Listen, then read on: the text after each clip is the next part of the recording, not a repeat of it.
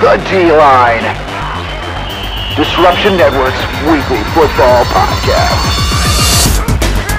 With your host, Chicken. I will say, one of the greatest games I've seen this year.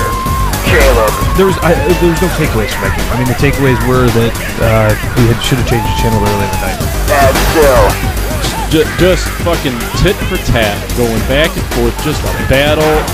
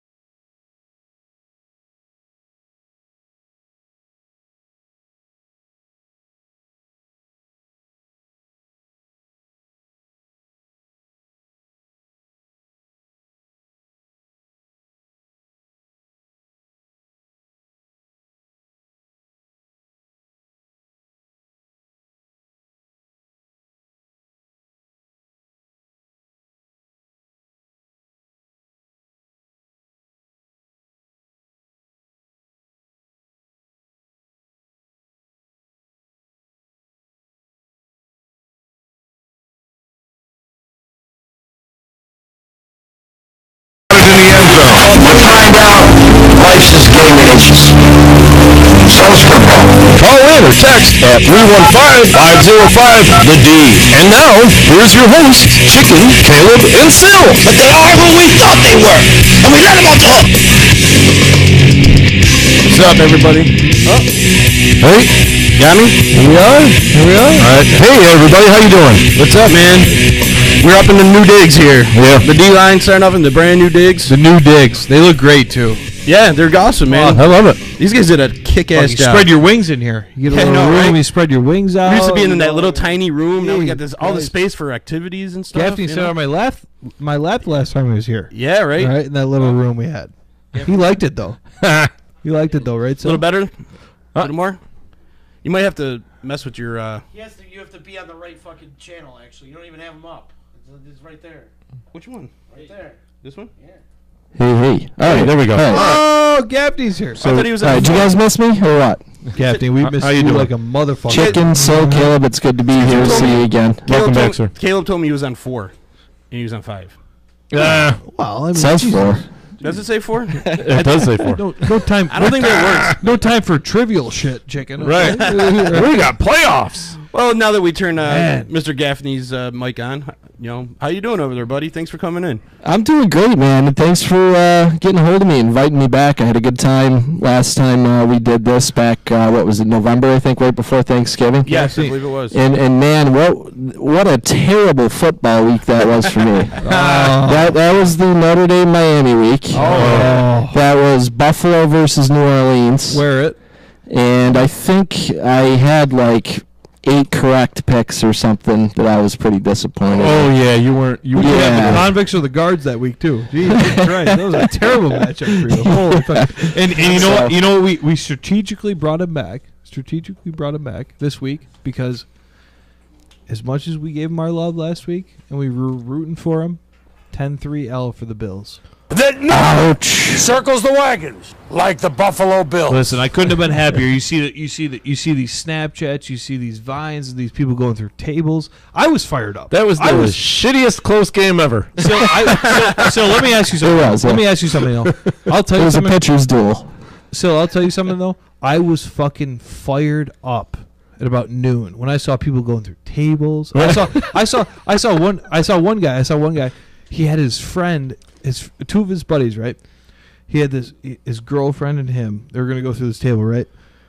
His buddy picks him up, puts him through the table. Oh, this is the one where the table. there moved. was 2 tables next together, so it knocked her table off. Baby girl got rock bottom. Yeah, into she the went dirt, right to the ground. And I said, these fans, they earned it. They didn't earn 3 points, so I'll tell you that for damn sure. They didn't earn 3 points. They came out fired up. They earned 3, just no more than 3. Buffalo you're damn looked right. really good. I mean, They did, man. How bad of a game Fired was up for the that? first time. And get to kind of touch on Caleb's point about the pregame and everything. How did you guys see like what the tailgating lots looked like down there? I mean, aside from a couple little cell phone video, just on a few people, but I saw a few videos just spanning the whole crowd in some of those tailgating lots, and it was, I mean, you would have thought you were in Buffalo minus the good weather and I was jealous.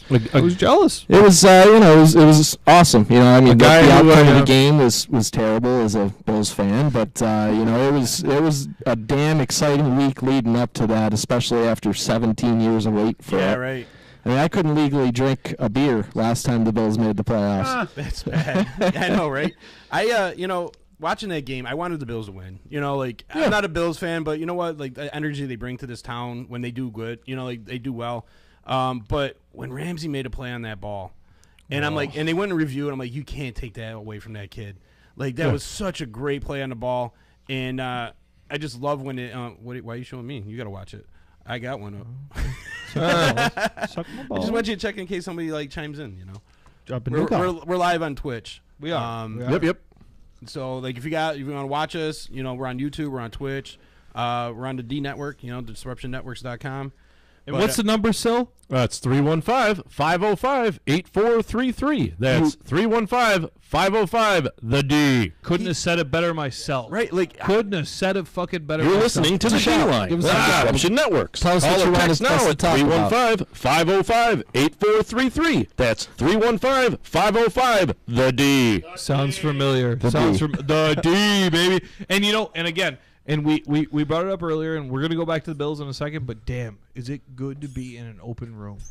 That's nice. So, I like it. I like it. Spacious. It's spacious. I'm very very comfy. I am. Not paranoid. Anybody's behind me. I'm good. Oh, somebody's behind you. Oh shit! But I'll tell you something. What an absolute miserable. Now, Gaffney, are you like all the other Bills fans who have been calling for the head of Rick Dennison?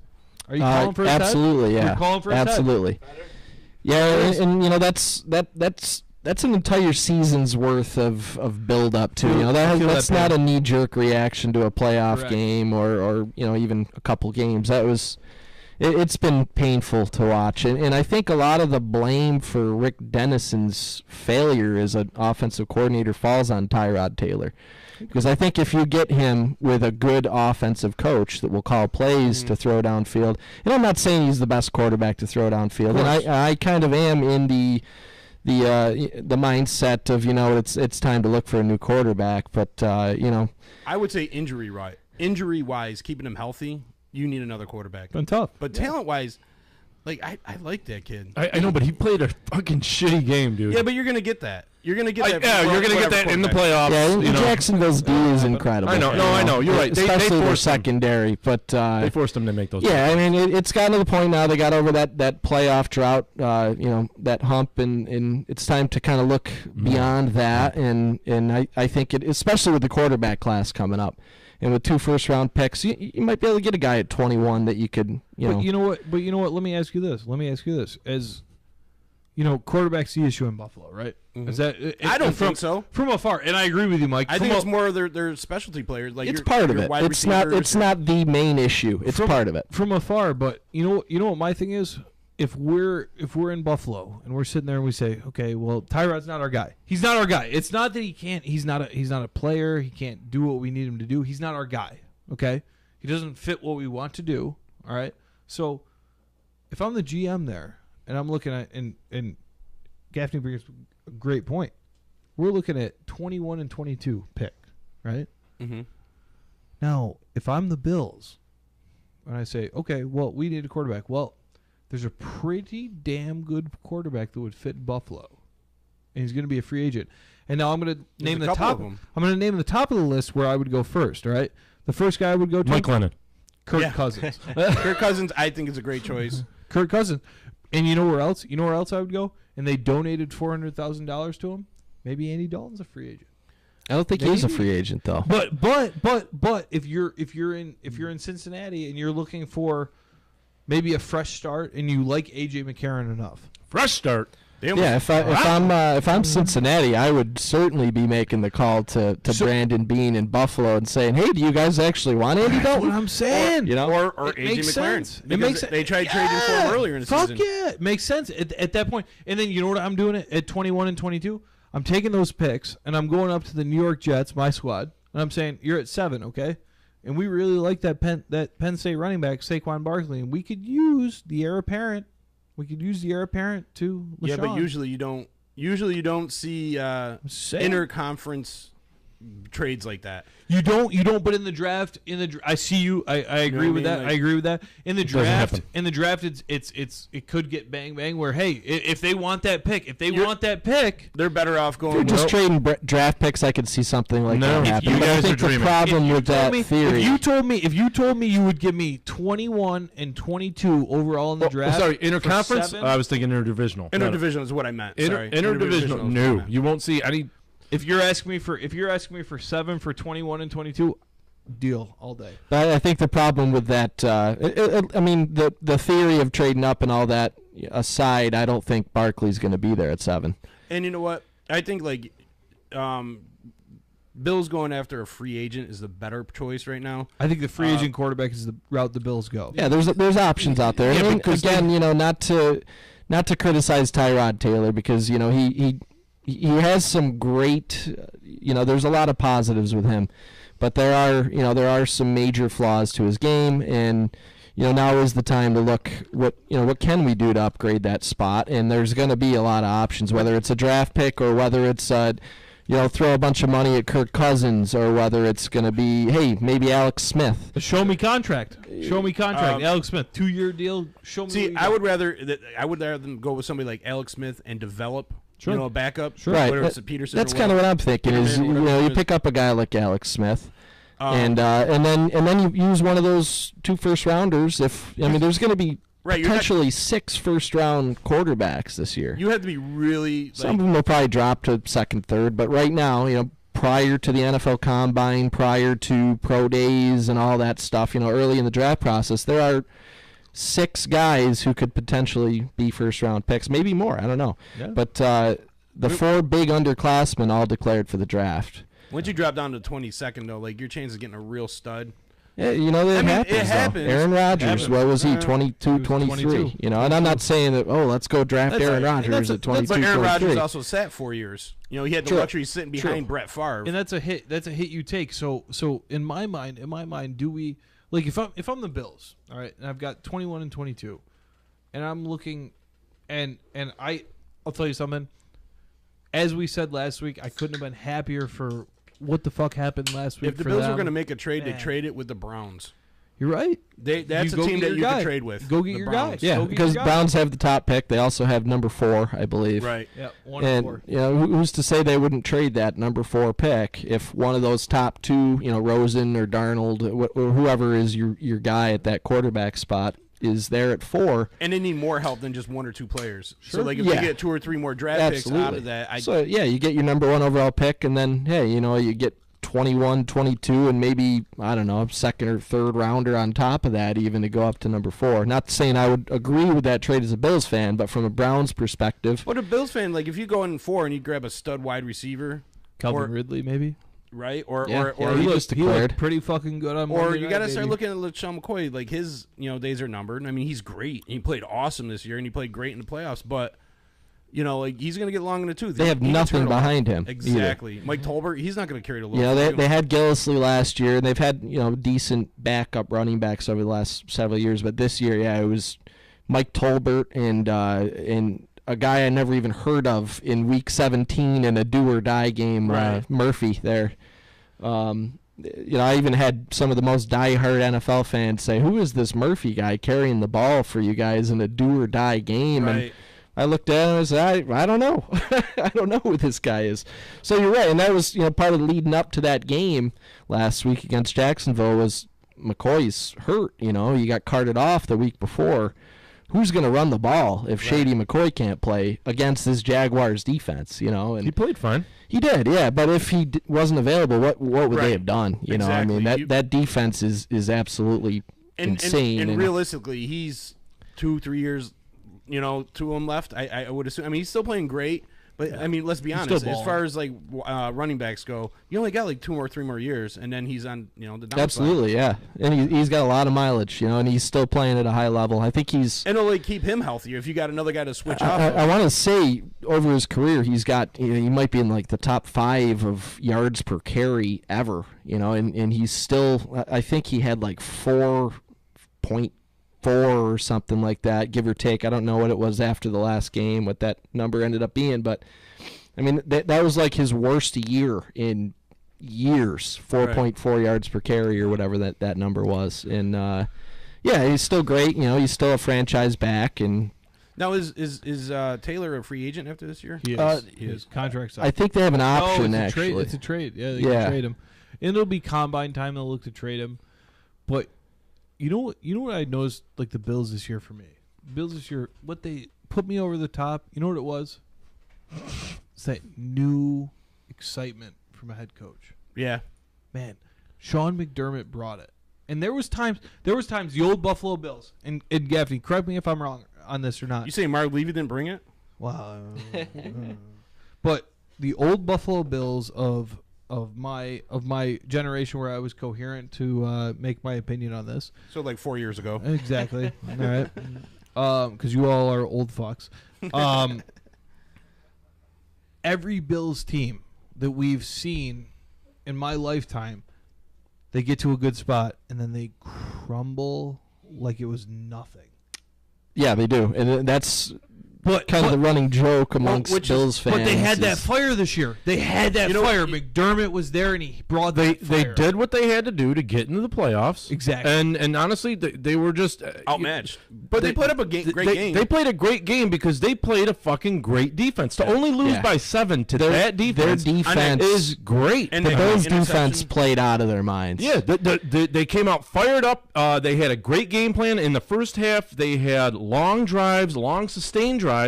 And they, even in the second half, they stayed with that running game. I mean, I thought they ran great in the first half, and I thought they were going to kill them in the second half on the ground. They kept it on the ground. They just 7 points, man. That's what they lost by 7 fucking points. Can I do something? Yeah, with the ball at the end of the game. Yeah, so here. With the ball, with the ability to drive down, and then their quarterback gets knocked the fuck out. Yeah. I mean, his arm was like, Homeboy was gone. Homeboy was gone. And then Peterman comes in and he fucking has fumbled snap, intentional grounding. None of which is his fault. Did he get sacked? You got the INT. And then an INT. But that INT was a great play. But you know what's funny is Caleb says that you always seen the Bills like kind of flop towards the end and like fuck up. And it's like us growing up, like in the early '90s. Yeah, the Bills that's when they got better. They would be shit the whole year, and all of a sudden they come right towards the end of the year and then get into the playoffs, and you didn't want to see the Bills. See, at any other point in time in any other game, any team would just, if that was third quarter, they would have handed the ball off 3 plays in a row just to get this kid fucking warmed up. Mm-hmm. Peterman was just not ready for that limelight. I mean, how shitty is that to come in third down, with third down, 40 seconds. Yeah, I know, right? Especially when the poor kid's last playing time was that Chargers game. Right. That's in his head for weeks now, and then all of a sudden he comes in at the end of the game, kind of, okay, here's my chance here. And I'm not surprised he did what he did. I don't think anybody is. Hot lunch. Right. But here's the thing, I would agree with you if I did not watch a fucking true freshman come in halfway through a fucking national championship game. Tua. And fucking light it up. Freshmen do that. Freshmen play all the time in college. I'm just saying. It was his first ever start. His other start was high school. Okay, he came in halfway through the national championship game. But he's played all season. So is Peterman.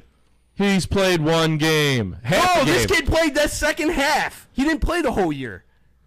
He did not play the whole year. Oh, no shit. Yeah, right. It's pretty damn impressive what that kid did. But, I'm just fucking believable. But at the same time, comparing NFL and I'm just college. saying that poise, though. Yeah, Like, that you're the national Jacksonville spotlight. Jaguars defense doesn't compare to Georgia or even Alabama's defense, no matter how good they are. I know you hear people say that all the time, like, oh, Alabama could beat the Cleveland Oh, God, Browns. no way. This and that. But you're comparing a playoff team Those are men. grown with an professionals. elite defense. Cleveland would fucking rock them. And Peterman might as well be a college kid too. I mean, he's played less than 4 quarters in the pros, you know. But to what you're saying, Chick, what that kid did in that championship game, I was rooting for Georgia, I was too. and I was just too. because Alabama wins it every single year, and I hate Exactly. Nick Saban. But I was rooting for the Rec Specs. I actually believe back in like the 40s and shit, they used to have the worst NFL team play like a college all-stars team. That would be so something. I know it's been done. But I'm gonna look it up. I'll 'cause tell you, I that gotta was a prove it. great little actually, relegation game. I'm going to flip off the board here and go like college and talk about that game because that was an amazing game. Was, man. And- I mean, 13. It was a nothing- classic And game. both It was such a 13 good nothing game. going into the half, And both kids I'm were turning it freshmen. off. And I'm turning it off.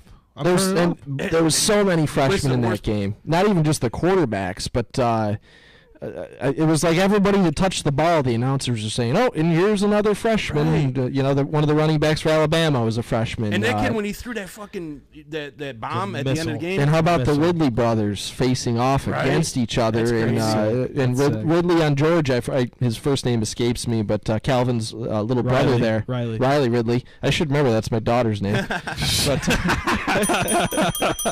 All right, so But he had a career game, in the national championship against his brother, and ends up losing the game. But freshmen all over the place but in that what game. balls is it to take a freshman that hasn't played all year and put him in the second half of a national wouldn't championship? I'm just saying, freshmen play all the time. Dude, Yeah. it was the first time he ever played. Okay, I'm not arguing that In the fact. national I'm just saying championship game. it happens That was all the It's time. never happened before. Ballsy call by Saban. You're telling me a freshman has never played a fucking college game at quarterback? The national championship game, you fuck. Not the fucking game, the national championship game. All right. Like, yeah, they play How games many all the freshmen? time. You know what's amazing too? If in the second half, that hasn't played Jacob- all year. Jacob Fromm have played in the fucking For the first for time the first ever. time in their career. if Yes.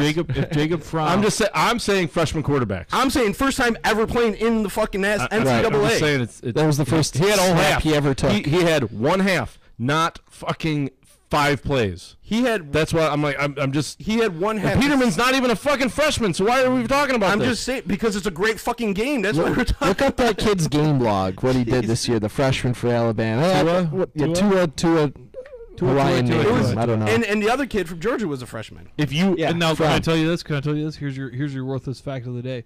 If Fromm had accepted Alabama's scholarship offer, Tua would have never gone to Alabama. He was the last scholarship they offered for Really? a freshman quarterback. And there was a report after the game that That's said kinda he was They said going to they- transfer. He was planning on transferring out of Alabama And now after the season. Jalen Hurts is doing that. So now that might tell you a little something about Nick Saban's decision too to put him in a 13 I mean, to that's just- nothing deficit game. And the is, other team had- I might lose this kid if I don't put him out there. We're losing 13-0. What do I got to lose? I got 4 national And- championships. and they have no throw tape this on other this kid kid. out. They had If he absolutely- does something Right, great, they got no tape. we win. If he doesn't, then whatever. Did you I'll s- go home and look at my trophy case anyway, and I'll still have the better of the 2 quarterbacks. But the way this kid played though, with the poise and the way the spotlight wasn't too big for him. For one, like when he did that one run, like the Marcus Allen run, where he goes all the way to one side, gets stopped, reverses it, goes all the way to that the length. play was insane. Yeah, I'm like, that's your quarterback doing that right now. And, a freshman. I mean, this kid was like, 17, 18 years old? Left-handed, too. And I was watching the game. The And spin will fuck you up. and Just when they right went off the bat. when they went into overtime and the Bulldogs, the Georgia, they went and kicked the field goal, and they're like, oh, okay, they're going to win. I check my phone. All of a sudden I hear, Bama wins. I'm like, what the fuck just happened? I had to go and rewind the game to watch out, and just in 2 seconds, he just throws his bomb on Yeah, a roll. well, yeah. Even seconds before the game-winning play happened, I want to say it was I think the kid got sacked. Yeah. And it was 2nd and 25 or something. It was like a huge yardage loss on that play.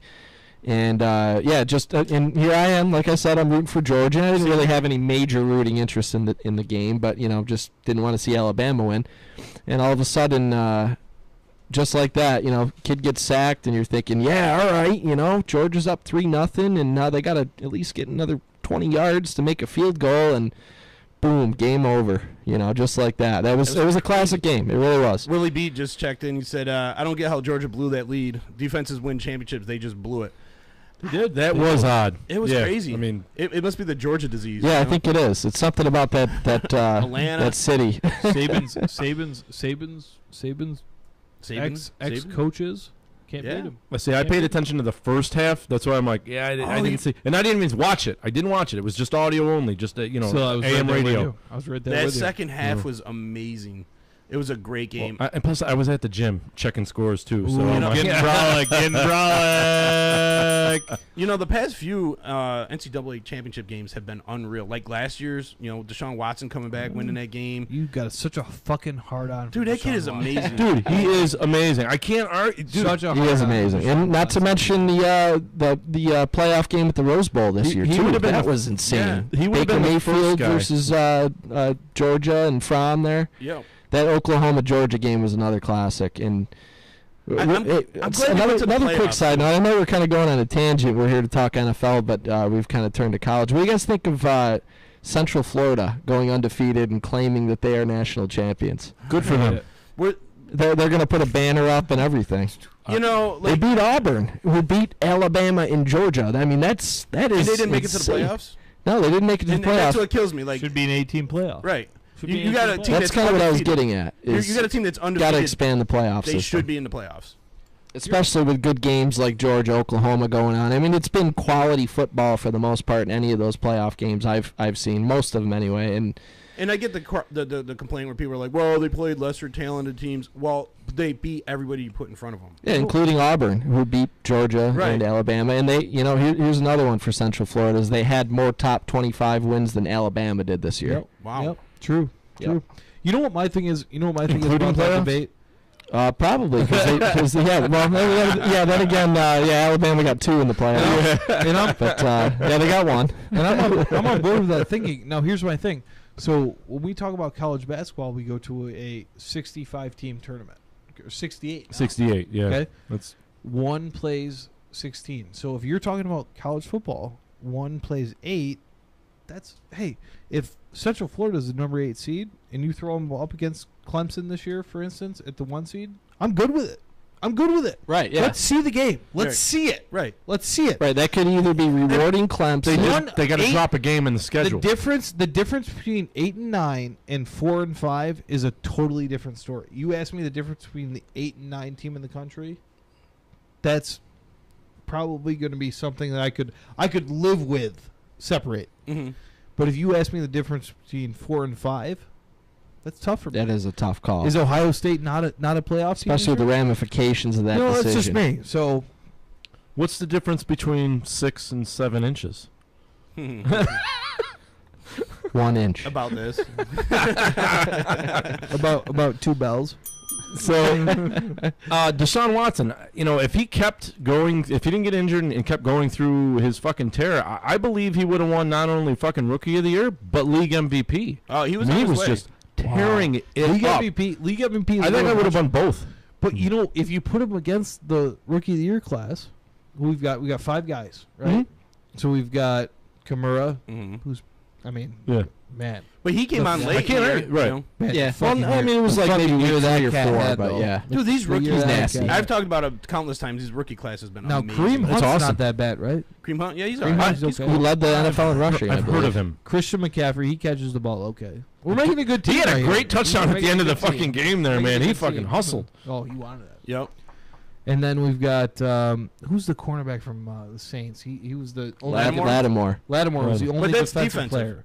Well, this is rookie. of the Oh, year. close Rookie of the to class, I yeah. thought they did offensive and. Well, they do, but this is I got one more for you too. Who actually won Pro Football Focus's Rookie of the Year? Tre'Davious White. Tre'Davious White, Buffalo Bills. Yeah.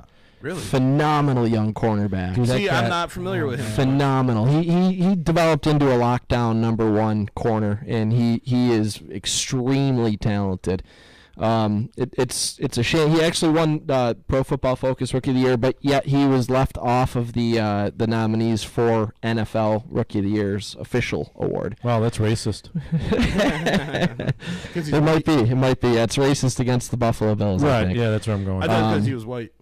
But yeah, he ended up being a great draft pick, and he's they ended up getting him because they traded down with the Chiefs, so the Chiefs could pick up Mahomes, and they got an extra first-round pick out of it. So the trade ends up being, arguably the best rookie corner in last year's class. Lattimore has an argument, of course, too, and I wouldn't argue anybody that says he should have it, and an extra first-round pick for Mahomes. And who knows? Maybe they end up getting Alex Smith out of that whole deal He's too. okay. He's okay. He's okay. Yeah, he's okay, and he's not great. He had a decent year. Was Leonard Fournette on that list of rookies? I'm sure he was on there too. Yeah. I mean, I'll pull it up right now. Just being. Yeah, he was. He was at 5. He fucking better be. Just being a Bears fan, going with like Trubisky and Cohen. I mean, Cohen threw a touchdown pass, caught one, ran one. Sure. And brought back a kick return and a punt return, I believe. Now, gentlemen, you said the key word, Bears. Now, I want to... The Bears. I want to... The Bears. The Bears. I was on the other page, sorry. No, of course. And I want to get my love because I've earned it. Yeah? I called it last week on the show. I said the next head coach for the Chicago Bears, Matt Nagy. Don't you look there, heavy metal dick? And I was fucking right. It was a great fucking hire, man. I got no notes on your sheet here from last week. And you know what? One other Didn't have it on the toilet. It didn't happen. It's all erased. They just signed an offensive I don't know what you're talking about. Yeah, I saw that. The podcast has been erased too, so you can't go back and listen. Like, but one thing I do think about, and I do agree that is a good hire, and it's possible they might be hiring some Buffalo Bills coaches away to join that staff because Could you blame them? part of the Bills coaching staff is made up of former Chiefs that worked with Nagy, and there's a little bit of a connection there. I'm hoping they keep Fangio there. Yeah, I think he'll stay. Yeah. They're looking at the fucking Arizona Cardinals guy, but they've hired an offensive line coach, an offensive coordinator, a special teams coach who used to work under Dave Taub back in 2005 and to Dave 2009. Taub's still over at Kansas City. Right. Keep going with the good info, Sil. Keep so- going with that good info. It's looking good, but I need for me to feel comfy and cozy. I need Fangio. Yeah, I agree. I think there's no reason to get rid of him. Their defense was actually good this year. Top 10. Well, Yeah. it also Number 9. Yeah. At this point, There's no reason to get rid of him, and I don't know why they would do that. handpicked all those players. And he's got such a good history, too. He's not somebody that just came out of nowhere and had one good year as a defensive coordinator. And I like Nagy owned up to. He's like, I called every single player the second half of that Kansas City game. It was a learning experience. Now, I honestly was kind of disappointed in the pick, but when a man owns up like that and says it was a learning experience, I'll never do it again. Okay, perfect. He screwed up for the Chiefs, and now he won't screw it up for the Bears. One thing that screws that kind of makes me nervous and irritates me is how many rushing attempts did Hunt get in that last? Yeah, game? that blew my mind. Right. It reminded me like Atlanta in the Super Bowl last year. They were running all over the Patriots. Devontae Freeman's going nuts, and then what did he have? 4 touches in the second half. It was the same type of deal. And when you got a Jordan Howard back there, you can't give him 11 good? touches. Is he He's good? okay. Alex Smith had a fucking option play call in the second half. I'm like, what the fuck are you running an option with Alex Smith for? Actually, he's fast. Well, Matt Nagy learned from it. Alex hopefully. Smith can move. Yeah, I know but what it's- you're yeah, saying, but like, but listen. So yeah, give it to Kareem Hunt. Tennessee's got a decent defense, and option- it's not the fucking right game to fucking pull Right. shit like that out of your hat. The last thing I'm doing is calling an option play with Alex Smith. If Pat Mahomes is the game while I'm thinking about it. Right, But- okay. Yeah. But when you got Right. when you got Hunt there and you got, I mean, What was he confused? he had 11 rushing attempts. That kid should have had 20. You know what I Yeah. mean? Like that kid Absolutely, should have. especially Yes. with a big Yes. lead. Yeah, like just pound the rock, guys. Like I don't know why these coaches they feel like they get in the second half and they're like, well, they know they're going to run it, so we're not going to run it anymore. No, you pound the fucking ball. Well, I mean, you still stay true to what got you there. I mean, they passed a lot in the first half. I mean, he only had 11 touches, you said? Yeah. So, okay, well, if those were all in the first half, he didn't get that many in the first half. They passed a lot. They did. and it got them downfield, and their defense played lights out in the first half. I'll give them that. Fucking couple of turnovers. Kansas City just shit the bed all around. I mean, guys were dropping passes. Yeah, and fucking O-line decided to play like fucking horseballs. Everybody that had Kansas City logos on their helmets or coaching jackets definitely were at fault for that. Oh yeah, the end of that game. Right. Yes. You know, it wasn't Matt Nagy, it wasn't Andy Reid, it wasn't Alex Smith, it wasn't Kareem Hunt. It was every single player on that field had some part in that collapse, because that's the only way something like that happens. And that's why I want to say, in a game like that, and if you got a guy like Jordan Howard back there, he's got to have 20 touches. I agree with you. Absolutely. And if he has got 11 in the first half, he's got to have at least 22 by the end of that game. Right, exactly. Yep, sprinkling some Cohen here and there, but yeah, I agree. That's your workhorse back. Yep. And that, as a Bills fan, that's what we see with, Shady McCoy. And Howard is he was in his second year this year. Yep. And he's a very talented young back, and somebody that Matt Nagy can definitely utilize. I mean, Gentlemen. look, Kareem Hunt did win the rushing title this year. Gentlemen, I'll go on record again, second week in a row. This team, this Chicago Bears team, is next year's Rams. Thank you. I agree. And as long as they can stay healthy, Dude, and now I'm they got a telling young you, man. coach. Yeah, as long as Trubisky can Why take the not? Jared Goff step. Why not? Yeah, And I don't think see he why can. not. You know what? I never knew anything about Trubisky coming into the trade, and he caught a lot of freaking turmoil about that. Was he worth the trade? Was he worth, you just picked up Glennon. And I'm like, well, I don't get it, but you know what? If Glennon doesn't work out, at least they got a kid to develop. And coming forward and watching him play, everyone's like, I don't know. I don't think he's worth it. You should pick up Sean Watson. And, Watson's amazing. I would love to have Watson. But, he had, let's just face it, Watson hit some people to throw the ball to. You know what I mean? And, Hopkins and Fuller and some of these other guys. Like Williams, a Yeah. lot of first-rounders. Yeah. And Just getting the O-line coach from the Ron Turner era of the Chicago Bears is going to produce a lot, and it's the same guy. It's going to produce a lot of good habits. We're going to have less injuries on the O-line. That right there should help out big time with that team. Absolutely. And yeah. I think having that youth and coach, too, that, energy, you were talking about. Sean McDermott Yeah. and Sean McVay and Exactly. Because you know what the common denominator between all those guys we just talked about, it's their first year. Mhm. It's their first team. Man, I'm telling you, Look what Doug Peterson's doing over he's gonna. in Philly. I'm telling you, this guy's gonna rejuvenate Chicago.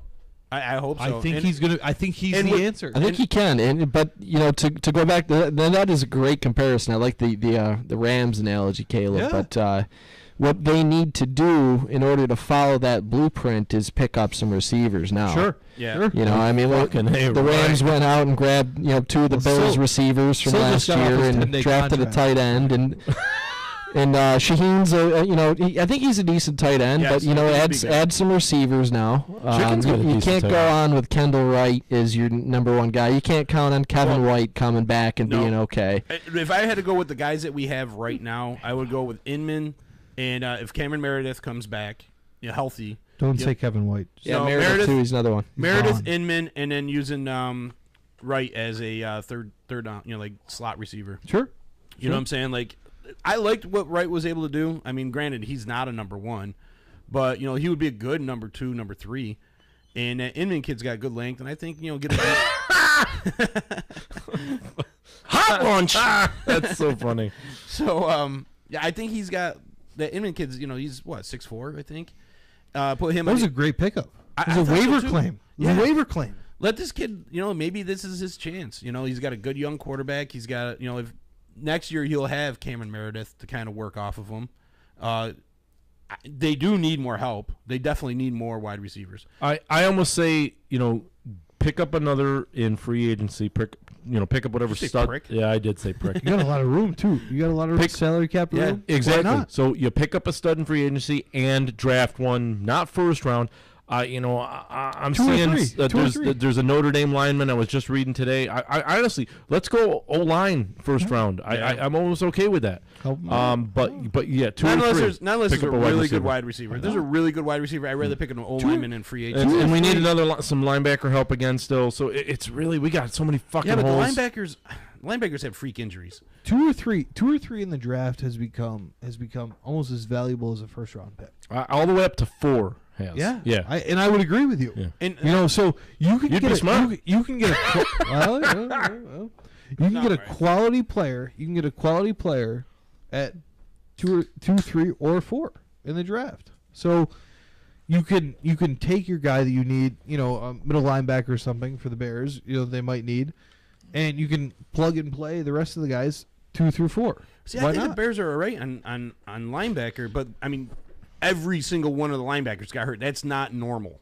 You know what I No, mean? That not at every all. single one of your Well, linebackers gets hurt. I'm just looking for that guy, you know, that Sean Lee, that fucking. Dude, we have him. His name is Freeman. That guy's a beast. And I Trevathan, haven't fucking seen him for fucking, you know, because he got hurt plays, first game of the year. He plays 4 games a year, you know. It's No, like, he what played the all. fuck? He played all last No, year. I'm looking for that guy to scream He across played the field. all last year, but he missed 4 games from a suspension. But other than that, he played every single game unhurt. Trevathan's been hurt a lot. I see the need for that, but then like Who's the Bears' leading tackler? Then you got Christian Jones, probably Christian Jones. Yeah, that's wrong. That's what's wrong. And he's a backup, dude. I mean, not every year are you going to lose every single one of your linebackers. I'm just saying, but the problem is we don't have that guy that stands out. Well, because they keep getting hurt.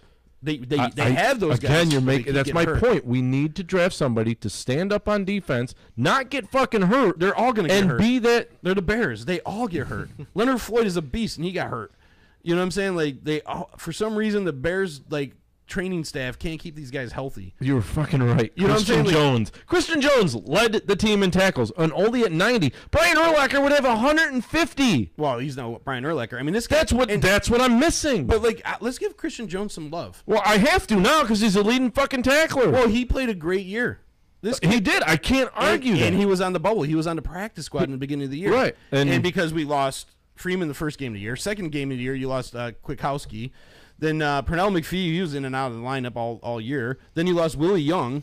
Willie Young is a great linebacker. That's gross. He's 60 fucking tackles behind Brian Urlacher. And then then you lost Leonard Floyd. They lost every single one of their I linebackers. know. But then those and we didn't. It didn't like they went to shit afterwards. Their backups played really, really well. You know, like Christian Jones should probably never seen the field this year. And now he leads the team in tackles. He played a great game. He came in. He was part of that whole Tucker defense. I'd settle for Barry Minter right now. I mean, you know, I'm just like I thought this kid played great, and I thought they played great in that system. But once you get your starters back, and they could, they stay healthy, at least your backups can play. Those backups can play. John Anderson can play on any other team. Timu can go and start on another team. Timu could. So could Christian Anderson, Jones. I don't know about that. Christian Jones could have probably made a Pro Bowl this year. But Kid you're plays lights talking. out. Listen, And those are your backups. what you're talking about is pieces, to build on. Let's And build. And Let's those build. Are, and Let's those, build. And those are your backups, is what I'm trying to say. Like when your starters are playing, granted, Pernell McPhee, you gotta get rid of him. Yeah. He hasn't done shit since he's been in there. Money. Get him out of there. Bring somebody else in. But when your backups can play like that, and you're bringing these guys off the practice squad and making them start, and they're still holding it down. You know what I mean? When you get your starters back, that's going to be much better of a team. Jonathan Anderson had as many tackles as Lamar Houston, and we had Lamar Houston for 2 games. How many games did John Anderson play? Okay. I'm just The saying. defense was still what you said, 9th. Yes. And I'm you just saying get you all need these more kids UCs. coming in and inexperienced guys coming in and stepping up and having good years, good enough to be a top 10 defense. Then all of a sudden, you get those guys that are injured back, or you bring in a free agent or two, like Sil said, he wants an anchor that defense, and maybe that's not there. But if you do find a draft pick, or you do find a free agent that can be that guy, all of a sudden these other guys have all this experience, and they, can step in, if there is an injury, and that's like Caleb said, that's how you build it. That's how you build a defense or a team in general. I love Akeem Hicks on that defense. Sure. Yeah. leader. What do you have, 8 or 9 sacks? I love Leonard Floyd too. I think Leonard Floyd's great. He had 8.5. Wow, you were right in the middle. Akeem Hicks. He goes, did he have 8 or 9? Yes, he did.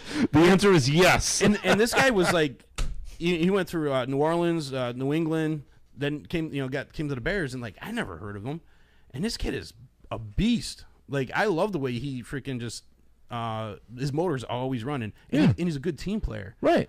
So well, he's the D line leader. So now we need that linebacker leader. We need that secondary leader. Well, they're there. They are there, dude. Like those guys, I would have way more faith in you this can team find them in the draft. than the shit I've been watching all season. They are ninth in the league. They're playing. I know they're playing backups. It's a great coaching system. It's a great. I don't know, man. I'm just saying. You got to have some talent. What's their draft outlook like? What do they have for draft picks? Eighth pick overall. It was. But I mean, as far as all the rounds, they have all their picks, or did they trade some? I know they traded for him. I don't know what they traded that's for next him. week's show. We traded. I know we traded. A little early for that, huh?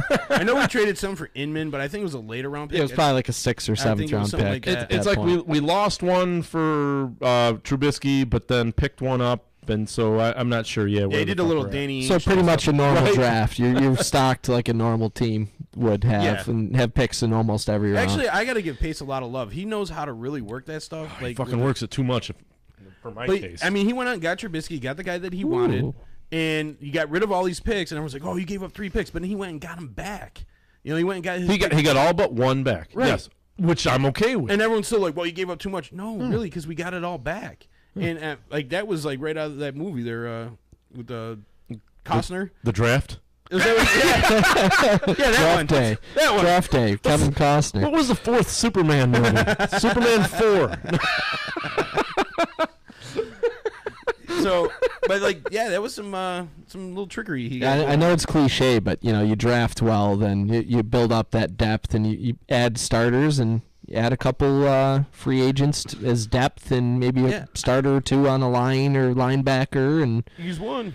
You guys got your what is hopefully your franchise quarterback, and you have the pieces. You get some receivers, and that's what you got to do to build a team, and I think they're on the right track. Hopefully the Bills are on the right track. It's going to happen. I'll tell you. I'll leave you guys pains. Fangio's coming back. See, that means a lot, actually. I really hope you're right. I'm not fucking. Where all else this is he fucking. going, He's boys? coming. He's coming. He's coming. I would be But we shocked. haven't signed him yet. I would be shocked. The only way I just It's say killing me. He has to go back. If we don't have him, I'd rather give like Jim Schwartz. I don't think he's going to go somewhere else to be a coordinator again. He's got his sights set on head coach or stay with the Eagles, I think. That guy is everywhere he's gone. He's had Yeah. defense. He was Bills' defensive coordinator for years, and Rex Ryan came in afterwards and ruined what. And he had Schwartz a stout did. defense. You guys were top 3 4 defense in the league. At least top 5 defense when Schwartz was there with Buffalo, and then Rex Ryan comes in and now we're 25 in defense. And then when he had Detroit, he did the same thing in Detroit. Like they had a great defense that year. Yeah.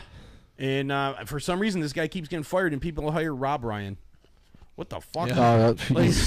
Yeah. Rob Ryan is like a Saturday Night Live character to me. I don't even know how that guy is even a person. You can't remember. It's like Rex Ryan's alter ego. He throws on a big wig, and I think the reason why he went to Buffalo with Rex was so people like realized that they were actually not two different people with Rex Ryan putting on like an Andy Kaufman character or something. He reminds me of a like a Saturday Night Live version of Kenny Rogers. Yeah, pretty much. Kenny Rogers and Rex Ryan had a kid. His name was Rob. All right, guys, you want to take a break? Yeah. Sure, I gotta pee. Yeah, ready? All right, listen up, everybody. This is former governor of California, Arnold Schwarzenegger. You're listening to the D-Line, only on Disruption Networks. Call us now, 315-505-8433. That's the D. Do it now. Rah, rah.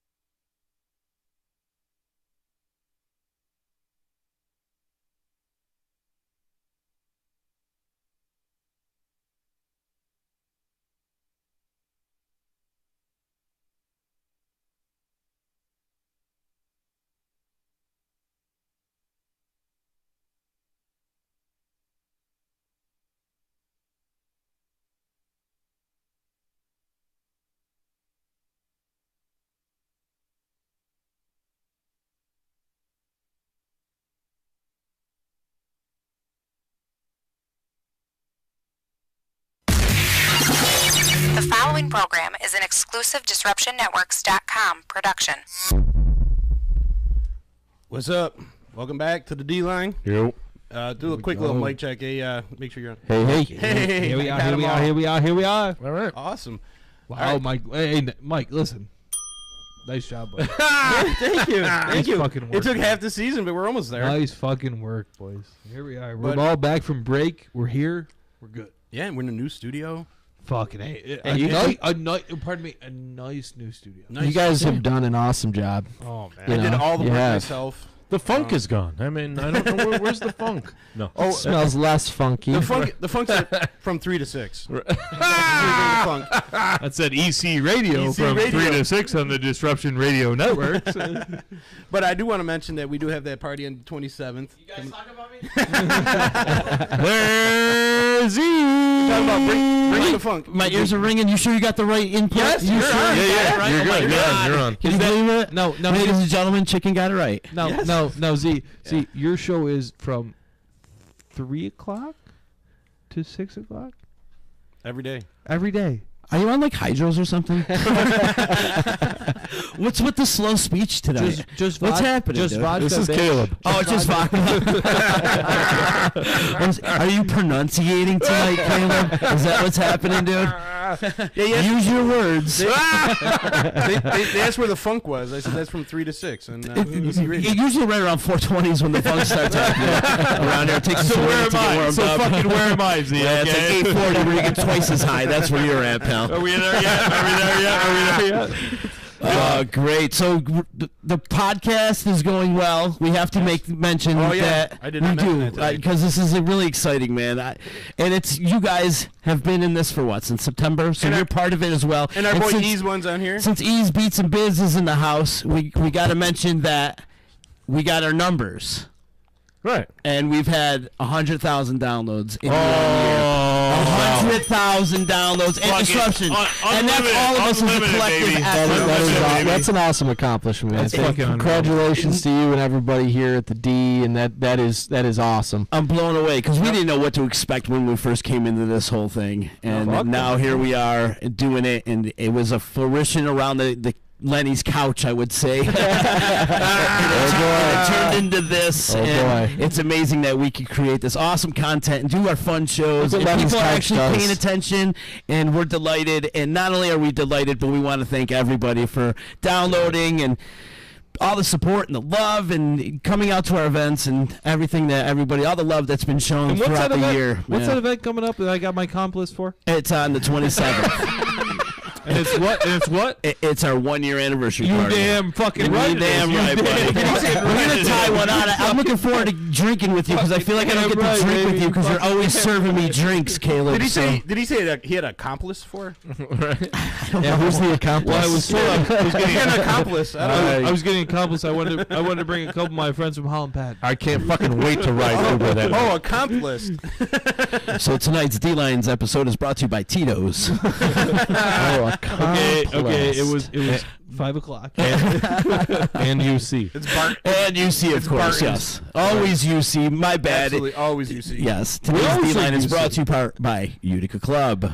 Saranac.com for more information. And check out their website for They don't great treat- merchandise and upcoming events. No, see, they don't treat us too bad over there at the Saranac Brewery, right? No, not They've bad been at good, all. though. Actually, Everybody in Utica. I've had a couple hand jobs from them, Only a couple.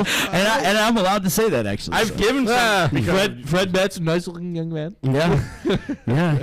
And thank you guys for inviting me on. It's I love this place. Isn't it fun, Gab? Yeah, and the new studio is looking great. I like the whole open room, and it's Spreading our looking wings. good, man. Yeah. Spreading our wings. Should we? Crazy Fools are going to play in the studio. Can one we day. give Yes, we will. Should we give a I little will teaser shake about, on that. about what Gaff's gonna be doing here?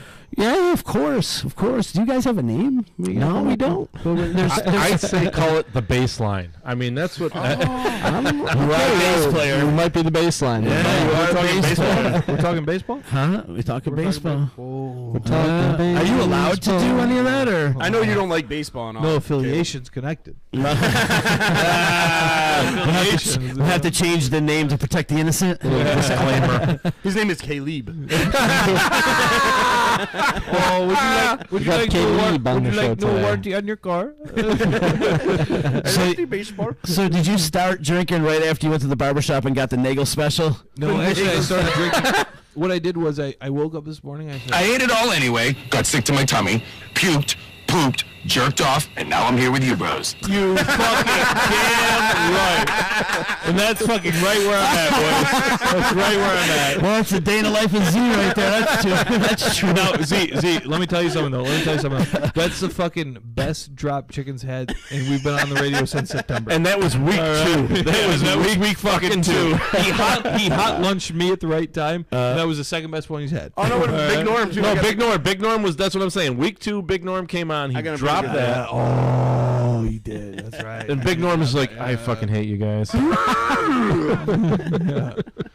Fuck. That's some funny drops.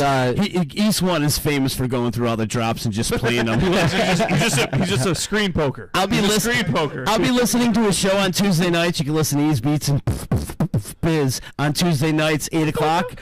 And I'll be listening to it, and all of a sudden I'll hear, "You're listening to EC Radio." I'm like, "You're playing my shit, man." Homeboy's just banging buttons over there. Steals my shit all the time. Right, you too. Yeah, well, yeah. I know. It's like all those D-line drops, that's from me.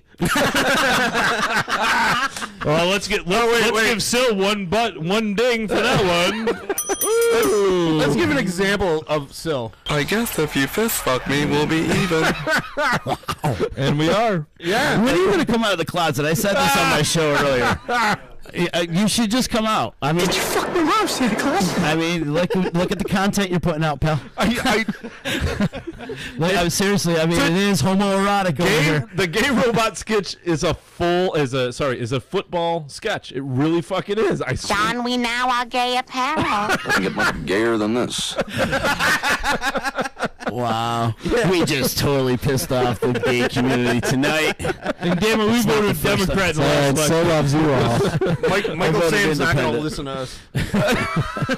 But again, on a serious note, and I said it last week, and I'll say it again. And now that we're in the new studio, I'm refreshed to say it again, gentlemen. And you're stretching your wings. Chicken, Z.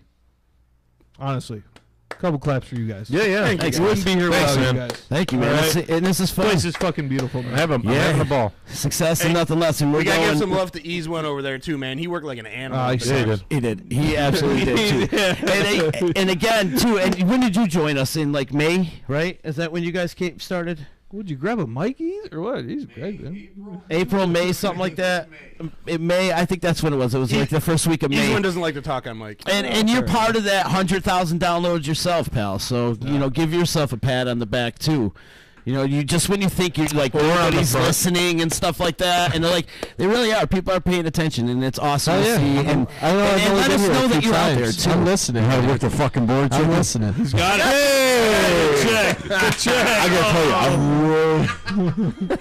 I'm like when you said 100,000 downloads, I was like, what? Yeah. I'm like, that's a real deal. Yeah, that's some real fucking numbers right there, bro. Blown away, man. Blown away. I know me too, man. I really am. Every Thursday, and we're a little part of this, but it's a lot of part of it. It's one big circle together, pal. We're all in this together. Is there a cookie in the middle? And you're fucking damn right about that. You're fucking damn right about that. And it's awesome to see. Power right in the kitchen. And there's Ease One on me. That wasn't me. That's the shit he normally drops. I was gonna say. He's just like, I'm down on the other end. That's what we normally deal with on an occasional Thursday. Is the occasional fuck up, which is awesome. Can I suck your dick? Wow, that's a Silverth one. That's another Silverth one. Why are we talking from Silverth? He's coming out. When are you going to come out? I'm fine where I am. Sounds like you're struggling. Well, the weather sounds like a struggle to me. Great. He masturbates in the He-Man room. The weather's getting warmer. All right, the weather's getting warmer. fuck. Before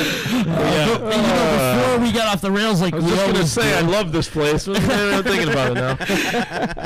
Gaffney going to be doing a baseball podcast. Yes. Hopefully, man. real soon. Yeah. You know, pitchers and catchers will be as soon as you know it. I'll be down here a lot more. We'll be starting it, and our buddy JP is going to be down here. We're going to be doing some stuff, and I'm looking forward to it. I'm excited. I'm excited. It's going to be a good time. Maybe I'll and grace we my need to do the EC Fantasy Baseball Draft down here. That would be great if we could do that live. We got to do that. Yeah, actually, let's do that. We'll do it. Yeah.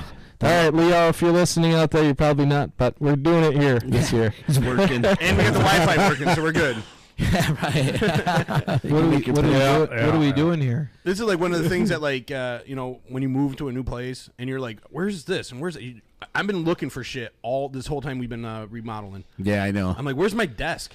I have no idea where my What's in there? We're gonna find your desk this weekend, though. That's the plan for the weekend. Get that looking nice and spiffy up in the other room and clean up. Yeah, get this all decorated up nice too. This place. I'll tell you. We came into the podcast on Saturday. Place looks way different. Way different. We busted ass for sure. And Caleb, I will be happy to tell you this. Oh man! Soon, in a couple of weeks, maybe a month or so, a little out, 6 weeks. We're gonna have a bar in this place, a full-on bar, and I'm talking no ordinary bar. Would you mind if I did? Would you mind? Come down here. Yeah, exactly. Bring it ready for me. Can I get one quick here? Yeah, that was a flat one. The first one was flat. But yes, there'll be a full bar in here. We're gonna have like a whole. You guys should do the D-line on the bar. Right, we should. Yeah, and switch it up a little bit. You know, so you're gonna have a place for bands to play. So, what I'm doing is I'm bringing my kit. And I'm going to bring my kit and my equipment and just leave it here. And bands could just bring their guitars and plug in and play. There you go. That's the plan, I'm thinking when May or June, when Outlier comes up here, we get them in before they go on that night. They're going to be so damn loud, we're going to have to set them up outside. Right. Even better. Right? It was so loud in here. But hey, we'll try it. I'm down to scare the neighbors. That's for sure. You know, I've been known. I've scared a neighbor or two in my day. Midday migraine. Remember that? Oh, right. Yeah, man. That's where we got in tune with all the local metal bands and all the up-and-coming metal bands. That's where I fucking started. Yeah, me too. Fucking Utica College radio, man. Holy shit. Well, that's the only time. That's the only thing you had that like played anything outside of what radio plays. Right. 3 to 5, getting out of fucking high school and just jamming. Here's my problem. Gaffney, get the boys. Let's go. Get the boys. Get some beers here. Come on. Get some Utica clubs. I'm full actually. I feel like I'll take one. I feel like you're hustling beers at Yankee Stadium or something right now. Beer here.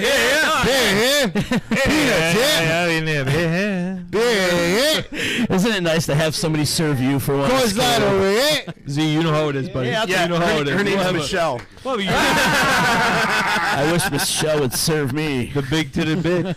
Yeah, she got a Big titty bitch.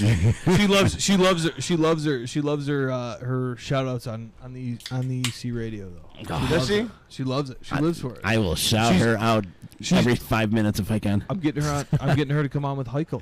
Oh, that would be great. That would be a great Can you take segment. over Tuesday? Cheers, guys. Cheers. Keep man. up the good work on the D-line, man. You guys are kicking real quick ass. before you go, Z. Yeah. We got a Giants fan on here. What's your take? I haven't on watched a stitch of What football. do you think all about this that year. coaching thing? I mean, The Giants have phenomenal fourth quarter numbers. There you go. Honestly, Gaff, I have That's not so watched. again, too, I have not watched a That's so single too. down of football this year. I haven't watched no I have fucking not watched football. any football. I've actually been productive on Sundays, like getting shit done and working and doing stuff. Nah, So. Sundays are my day. Like, I'm talking about meat chicken. Not everybody's meat chicken. I think Z needs a day to relax. I do. And well, I am. I'm gonna take off in a couple weeks. So, but anyways, I haven't watched any football, man. You know how much Nothing wrong with that. I understand that. I still, especially being a Giants fan this year. That's week 3. It's kind of like, I'll tune in around draft. I didn't even watch week 1. Didn't even watch week 1. I really don't. Good decision, really. I mean, if you're gonna do that at least for just one season, you picked the right. I picked the right season to take some time off. You did. Perfect season. Good. I saved myself all this aggravation throughout the year, right?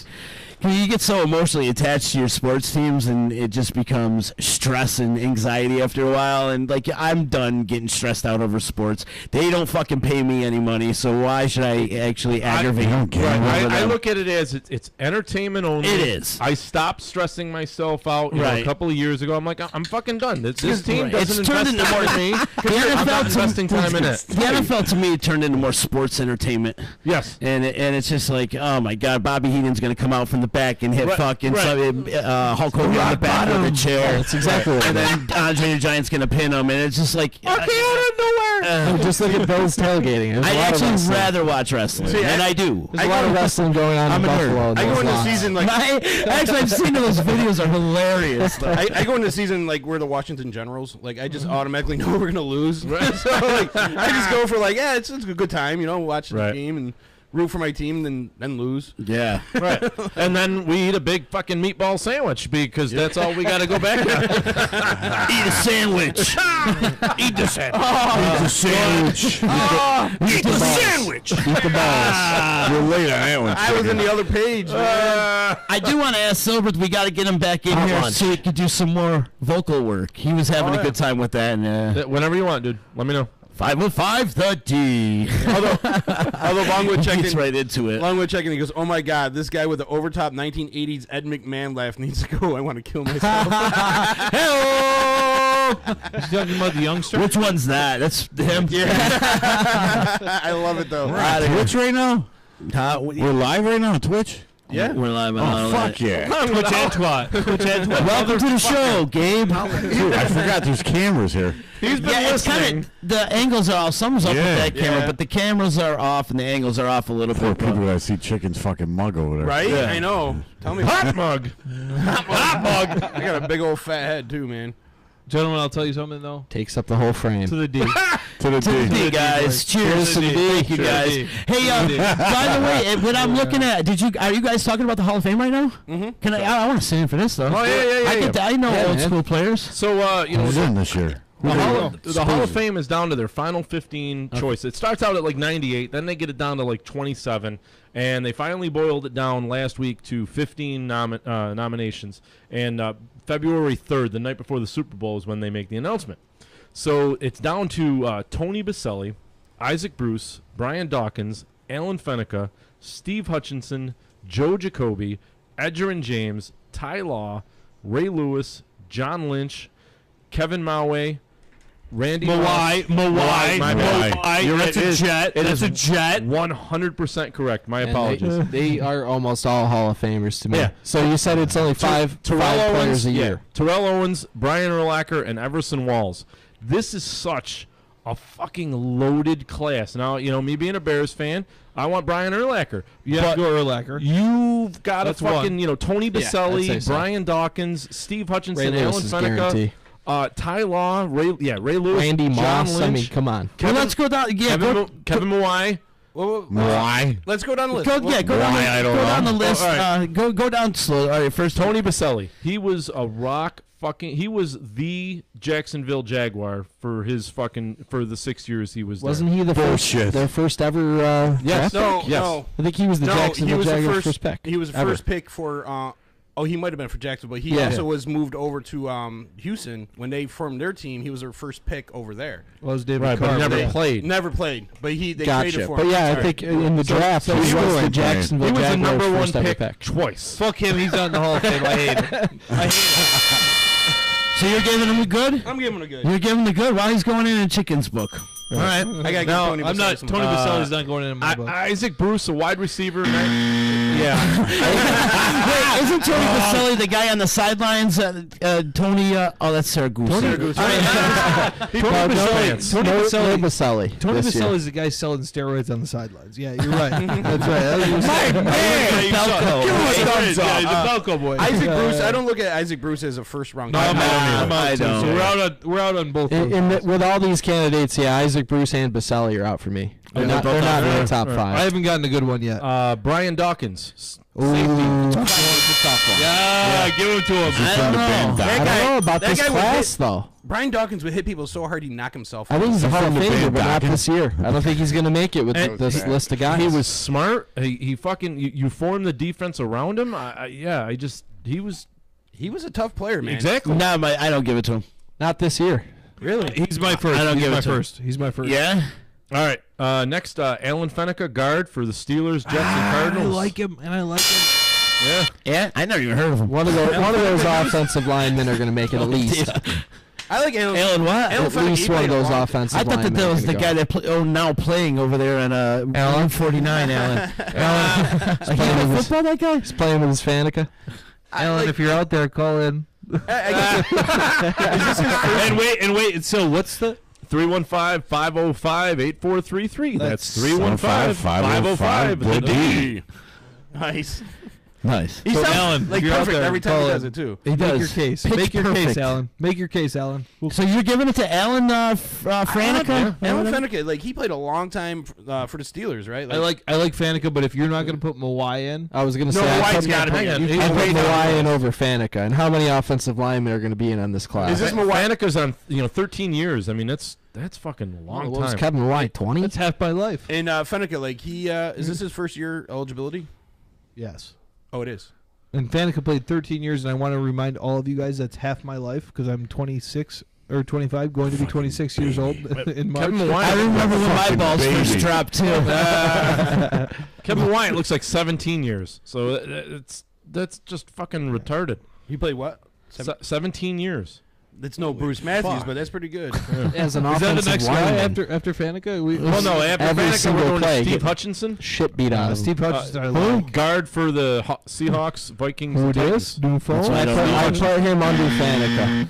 Yeah. Really? Yeah, I'm going under Fanica. Right You now. know, now that I'm looking over your shoulder and looking at the rest of the list, yeah, who the fuck are these guys compared to what else is coming? Yeah, that's why I'm looking at the list too, and it's some of these offensive linemen might make it. At least one of them will. You know what's interesting? But I mean, when you got Randy Moss and Ray Lewis and Urlacher Moss, and Dawkins and John Lynch and Ty Law, I mean, Yeah, that's right there is the class. Everson Walls. How is Everson Walls not in the Hall of Fame? and Everson Wall, and you can only pick 5 of these guys. Z just asked who was coming, and I said, "Well, that's the girl I fucked Tuesday night." But okay, we'll go on with the We all know that's a lie. She didn't come. That funk is coming back. Fucking, that beer's going down good, pal. Listen, she was Polish too. Okay. Oh, okay then. Exactly. Round of applause. All right. All right, so she doesn't make the cut. Alan Fanica's got her beat. Alan Fanica. Fuck Alan Fanica. I'm gonna Wikipedia him. I'm the fucking next guy. Right? Fuck Steve Hutchinson. Fuck All right, Alan we Fanica. got Joe Jacoby, a tackle. He played only with the Washington Redskins Oh, from yeah. 81 to 93. So, he's got a good little 14.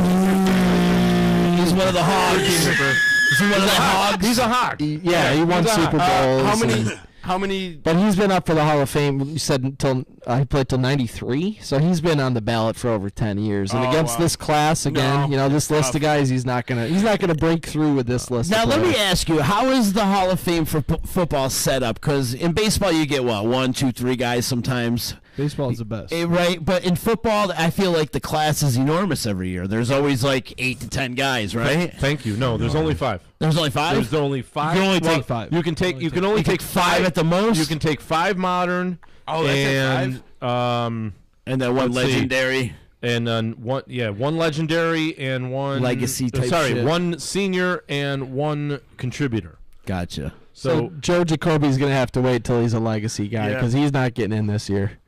I'm with Gaff on that one. And the contributor, but he did have a long career, and the longevity with one team too, which is unheard of, especially this day and age. Unspeakable in sports nowadays. Yeah, doesn't happen. Who's next on the list? Who's our next guy? we've got Edgerrin James. Yeah, we'll give it to him. Not fucking this do it. year. I don't think so. I'm not saying a first rounder. He's my not a second. first time. He's my second He's not a first time. behind Brian Dawkins. No, I'm saying like I don't see him as a first round candidate. Like he was good. Yeah.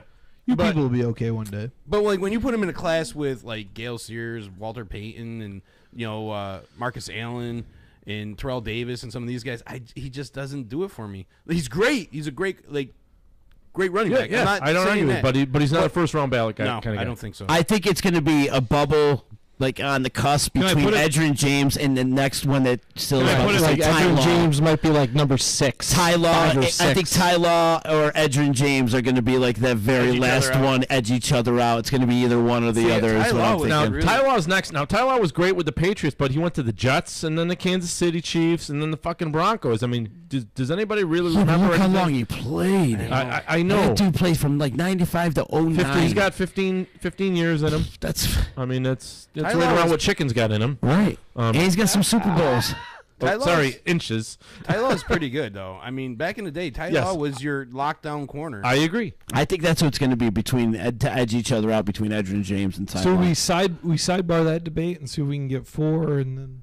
Who's Ray Lewis is next. That is the tough one. He's a shoo-in, right? Ray Lewis is definitely a shoo-in. Ray Lewis. Absolutely. If he doesn't make it, I'll get as pissed as fucking if Brian Urlacher doesn't get it. So are we putting Ty Law on the maybe list, and we'll come back to that? Right, what do you think, Gaff? You think Ty Law gets in? I think he's. I don't know. I think I would put him in, but I don't know.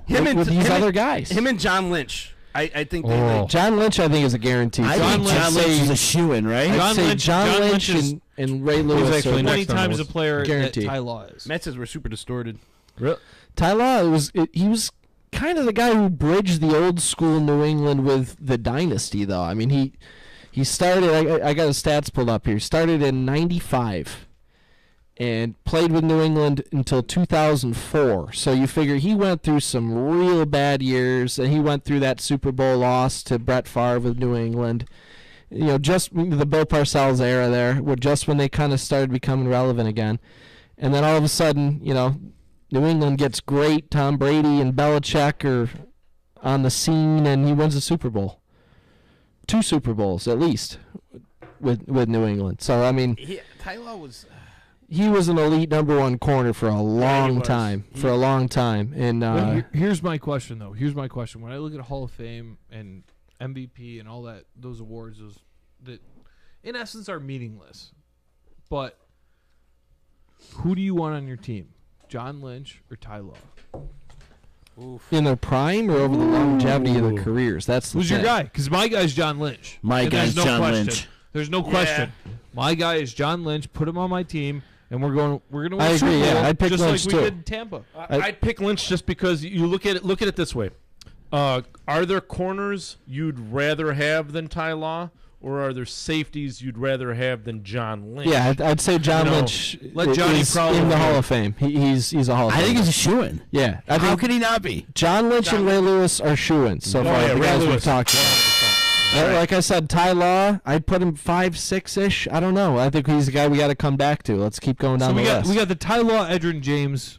Where we're at. Yeah, that's kind of. But we're in with tier. Dawkins, right? Yeah, Dawkins. We're in with Dawkins. That's our guy. That's our guy. I don't put him in there. I'd put him down there with the Ty Law, honestly. I think he's like the Ty Law of safeties. Well, we didn't ask either of you to come on the show tonight. Gaffney. I invited myself. Chicken ass Gaffney for the record. It's a blessing. It's a blessing. You know, I was Brian Dawkins at 5, and we'll see if somebody bumps him. All right, so now. All right, so where are we going next? We're down to Kevin Mawai. Kevin Mawai. Shoe-in. Man, he's a shoe-in. Yeah, he's going in. He will go in. He will go in. I know he's not a known guy, but he's the guy, the offensive lineman from this draft class. You know one of those offensive linemen are getting in at least. And it's There's a lot of them, it seems like. Yeah. There has to be at least one of those offensive Mawai. linemen on the list. Mawai goes in. And I give it to Mawai out of the guys I'm looking So at. there's It's close, but Yeah, this is what, his second year? So we got Dawkins and Mawai so far. And Or no, not Christ, you, though. it's his third or fourth attempt at it. So after that's Randy Moss. shoe-in. Christ. How does he not get in? Yeah, Can I agree. you please? Who was that? Randy Moss? Randy Moss, please?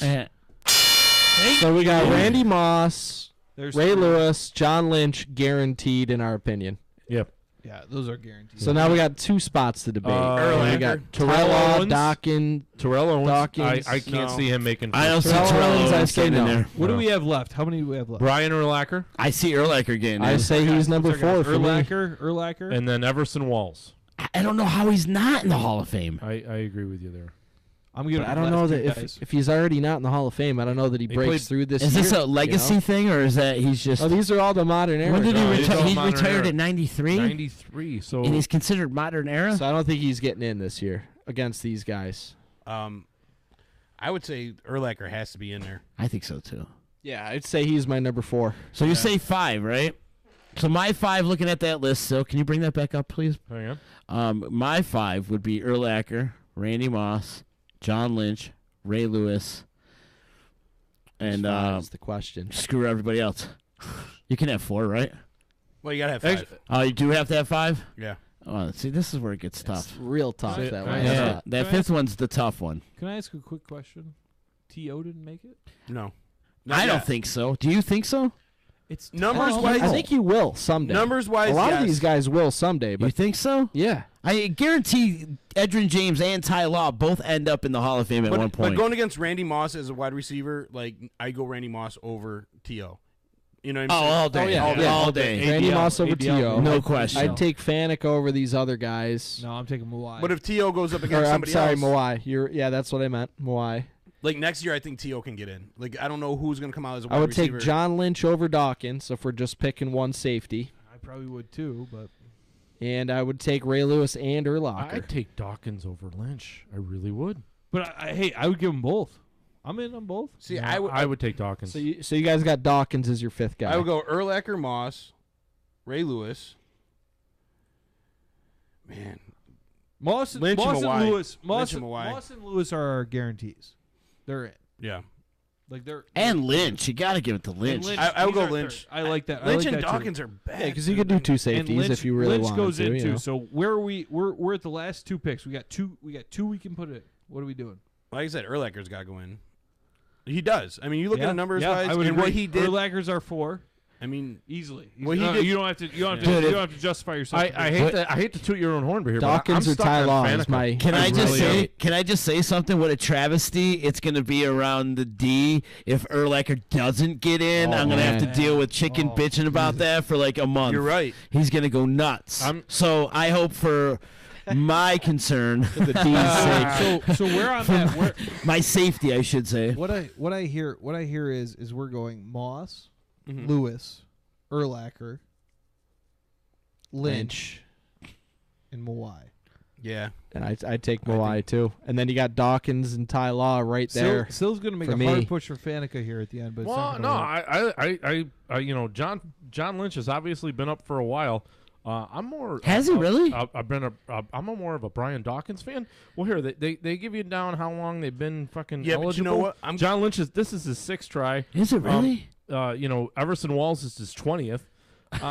Isn't there a point where they're like, all right, son, stop registering, Brian son. Stop registering Brian me. I Dawkins, give up. Don't put my name in anymore. Jeez, guys. This is a Collect good your list. pension and shut up. This is a good list of players. Right, Though. Dawkins. This is only his 2nd, so you know I really see Dawkins making it over Lynch here. Well, the reason why I would say they would pick Lynch over this year is because now Lynch is a GM now. Well, and he's the, making the changes. voters, whether that's supposed to come Well, then at into that play point, or he not, can the make it in voters as are going to think contributor. about that.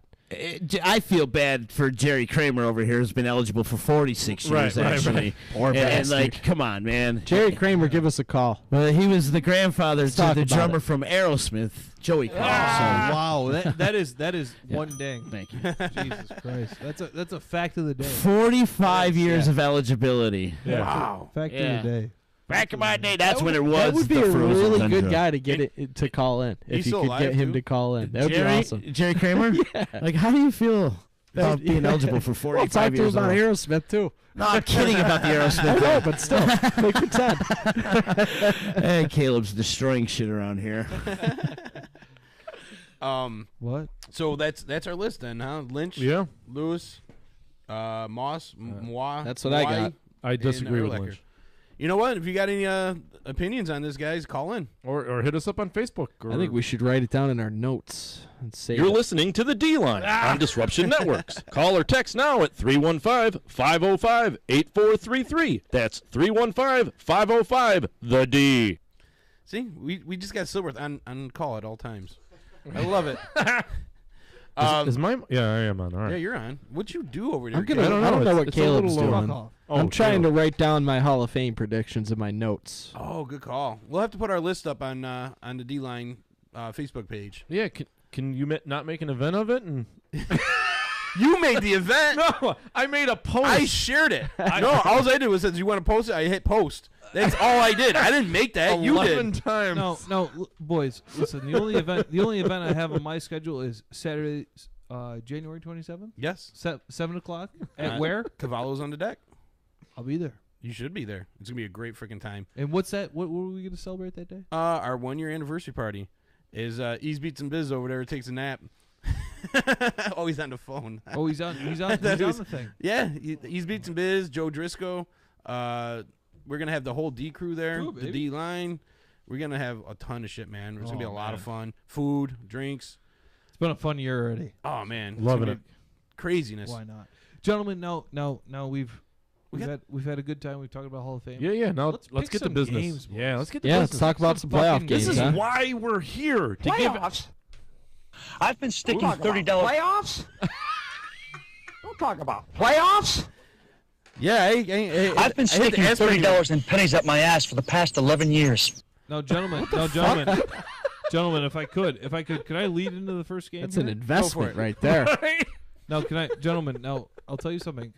I said, we know I'm a diehard Jets fan, but my best friend, his team is the Eagles. We are going. What kind of friend weekend. is that? Well, yeah, he's a nice kid. Any computer problems you got, he's your guy. Cody. Okay. All right? He said, I want to go to the Eagles playoff game. I said, well, Cody, listen, let's go. We're going this weekend. We're going to Lincoln Financial Field in Philly to watch the Atlanta Falcons play the Philadelphia Eagles. And Sil, what do you think the outcome is? Go ahead. Everyone's eating everyone's ass now. I think all those Philadelphia Eagles fans are going to walk out of that stadium pissed the fuck off. It's going to be a tough one, baby. It's going to be a tough one. It's going to be a very tough one. Atlanta played a fucking great game last week. They played lights out. They've got the playoff experience. I think they're going to do the same damn thing in Philly this week. And you know what? Atlanta's favored by 3. Even on the road in Philly, you like it. Even on the road in Philly, yes. I don't mind it. I don't mind it at all. I know I'm going against everything I pissed hate, off you about. Hate the Falcons, yeah. You hate the Falcons there. But I'm picking them. So right there, that tells everybody else, pick the Eagles because Silbreth is picking the Falcons. and you know what? You know what I'm going to do? I'm picking the motherfucking Philadelphia Eagles. I am too. All right. Because I'm telling you something. Nick Foles is going to come under center. Yeah, he is. He's going to twirl. Can I give you something else? Thank you. Nick Foles is going to have the game of his life. One little ding. He's going to have a game of his life. 3 points for the Falcons. You could take it. I like drunk Caleb. You're not going to get it. Give me the Eagles. It's no drunk Lance, but it's pretty good. Caleb or Gaffney. This is a tough game to call. It really is. I think the NFC games this week are really, really tough to call. Yeah. But good slate. No. Eagles are home. Nick Foles, I think, is terrible, and he's been on a slide the last few weeks. Cody's listening. But their running game is what really intrigues me, and I think they have been kind of bubble wrapping Jay Ajayi for weeks, waiting for this moment. Jay Ajayi, when they got him, I mean, when was it? When's the trade deadline? In November? Early November, anyways, half the season goes by. You like Jay Ajayi though? I don't necessarily like Jay Ajayi, but I think they kept him fresh for this, and I like him better than the rest of the running backs on the Eagles. I like him better than Clement and Blunt and Hot lunch, and those guys. Hit that twice. That said, something just tells me, that the Falcons are just. I mean, they went to the Super Bowl last year, and I mean, we all know what happened there, but. They have the experience to kind of win games like that, and they showed it last week against the Rams. going into L.A. and winning a tough game and getting up early and running it with Devontae Freeman and Tevin Coleman. So I think this is going to be a really close game, but I am also going to go with the Atlanta Falcons. Wow. I'm going to say they're going to win by like 1 or 2. So we've got what do we got here? We got I'm an Eagles. We got a Falcon. Mike? I'm going Eagles. I like the Eagles because I like the fact that they got that ground game. They got like 4 running backs that could just eat you up. Yeah, they do. That D is no joke too. Oh, and yeah, that goes to Jim Schwartz what I was defense. saying. I know I just talked up the run game of the Eagles, and I still picked the Falcons, but the Falcons' run game too is no joke. Oh no, they got a great run game. But if I had to go with Jim Schwartz defense versus that Atlanta defense, I'm going Jim Schwartz all day long. Yeah, I don't blame you. And what it comes down to me is Nick Foles versus Matt Ryan. And see, that's where I think so too. And I think like Nick Foles though, people Not are that I selling him think short. Matt Ryan is that great, but he has that Super Bowl experience, loss experience, but he's got that playoff experience. He's the new Tony Romo. He can't get in the big game. He falls apart. And I can't argue with that. You know what I'm saying? And I'm not a believer in the Falcons. Every time they look like they're gonna win it all, they fall apart.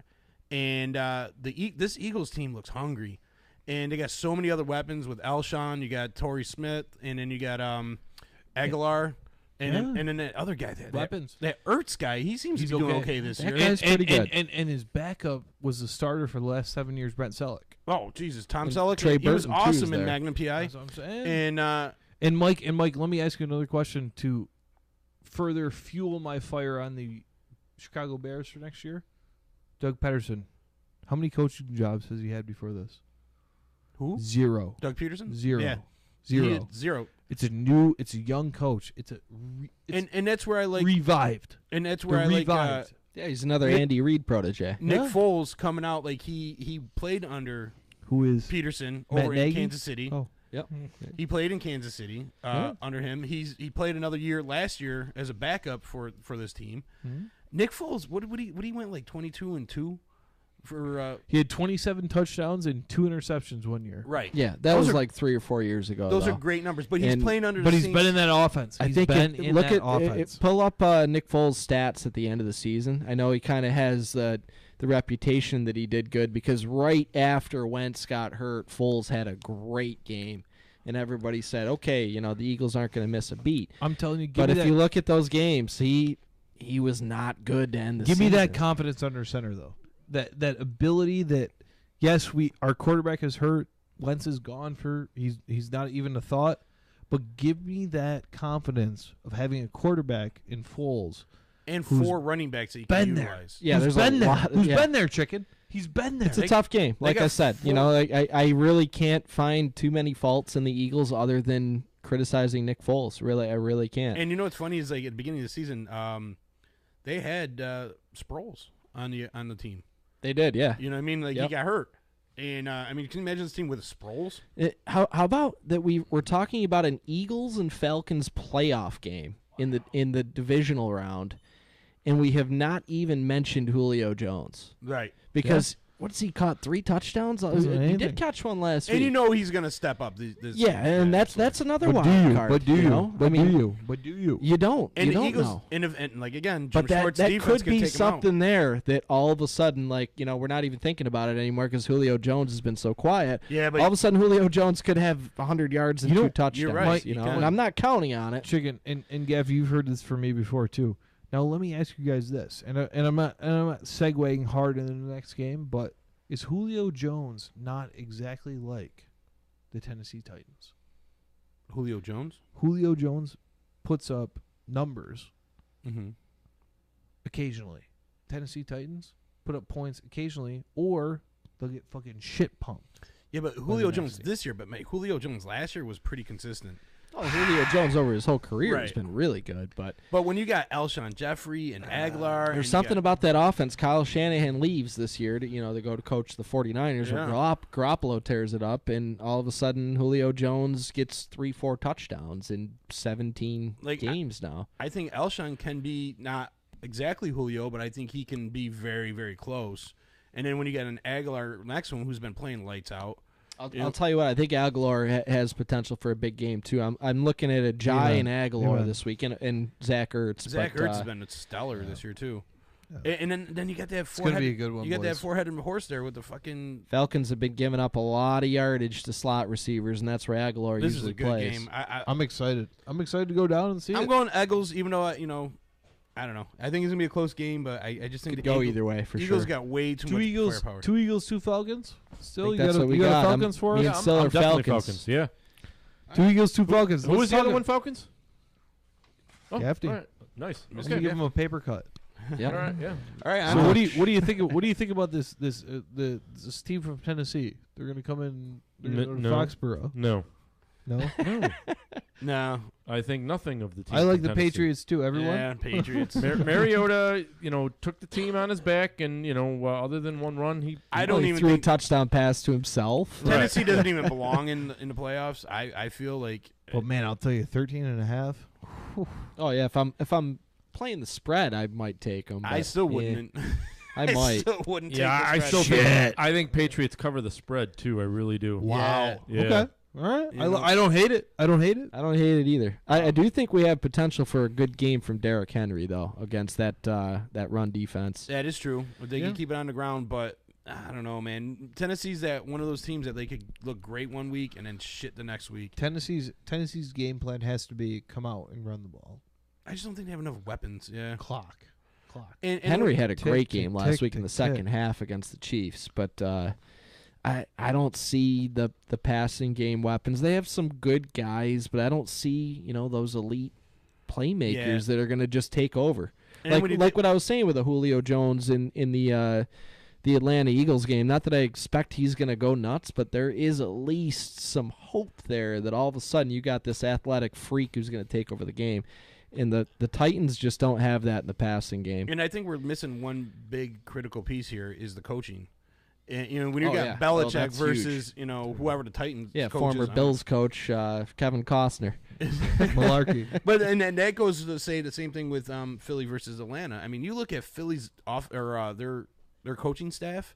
I mean, you got Jim Schwartz, you got Doug Peterson, who's Deuce Staley's their running backs coach. Who is their Frank Reich? Frank Reich's their offensive coordinator. I mean, these guys are you can't beat that. That's a great fucking lineup for coaching. I'm in on it. I like it. And that's kind of why I lean towards Philly was that coaching, and that's kind of why I'm again leaning towards New England. I mean, Brady and Belichick, just those two alone. Belichick just can game plan for anybody. That's so tough. And so tough. Unbelievable. And how do you bet against those guys? You don't. You don't. You really don't. You don't do it.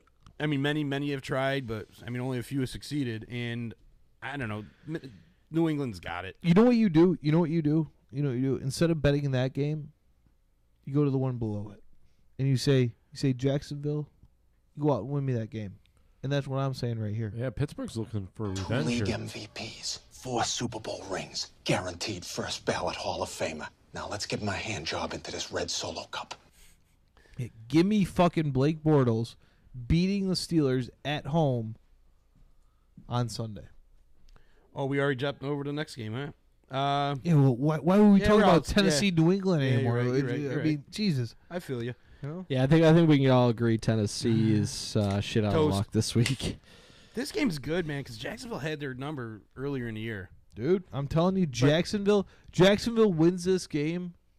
But not easily, but handedly. This is a whole different. Ben Roethlisberger threw 5 interceptions. Again? Ben Roethlisberger. Roethlisberger. Rapisberger. Rapisberger. Yeah, and I think that's I injured my rape shoulder. With extra, do it again. Do it again. Extra cheese and a forced pickle. Right. Oh. A forced pickle, Rapisberger. That will be my only away team winning this weekend. Is the Jacksonville? I'm going Pittsburgh. I just don't see 5 interceptions happening again. I mean, yeah, it was 30-9. I mean, a lot more happened than that. I see revenge written all over this. And Blake Bortles, I wish Tommy was here to argue with me. I just don't. If he continues to play like he did last week, granted a good defense, I can't see it. I see the crowd overcomes him. Sure. But what does Pittsburgh have on deed to stop Jacksonville? Stuff. And TJ Watt. They have nothing. TJ Watt. Yeah, cool. Nah, well, here's kind of my from a Bills fan again aspect of it. Oh man. The Bills defense, which is pretty good, at least it has been pretty good, allowed 10 points to Jacksonville in Jacksonville, and the Bills only scored 3 points with their very limited offense. So how do we translate that to playing in Pittsburgh? Now Jacksonville's on the road. And, yeah, you could argue the Bills' defense is better than Pittsburgh. I think it is. I don't know what you guys would say. I agree. Yeah. And especially with Shazier, it's terrible with him. Terrible. I guess he's starting to. He's back in practice. Good to see. Back in practice. But not competing, but right. there. Yeah, he's supporting his teammates, Good to and they have that as motivation, and they've been there before too. They've made deep playoff runs and won Super Bowls. At least some of the players there, Ben and Antonio Brown and some of those guys. But so you translate the Jacksonville Jaguars offense playing the Bills in Jacksonville to, okay, now they're playing Pittsburgh in Pittsburgh. Yeah, Jacksonville, or Pittsburgh's defense might be a little inferior to Buffalo's, but Pittsburgh's offense at home compared to Buffalo's on the road, that is not even any kind of comparison. You had the leading rusher and the leading receiver. Yeah, and Antonio Brown is practicing in full. And, I know Ben had that terrible game against the Jaguars, but look up Antonio Brown's numbers that day. He had like 10 catches and like 130 yards at least. Look up Jalen Ramsey's number.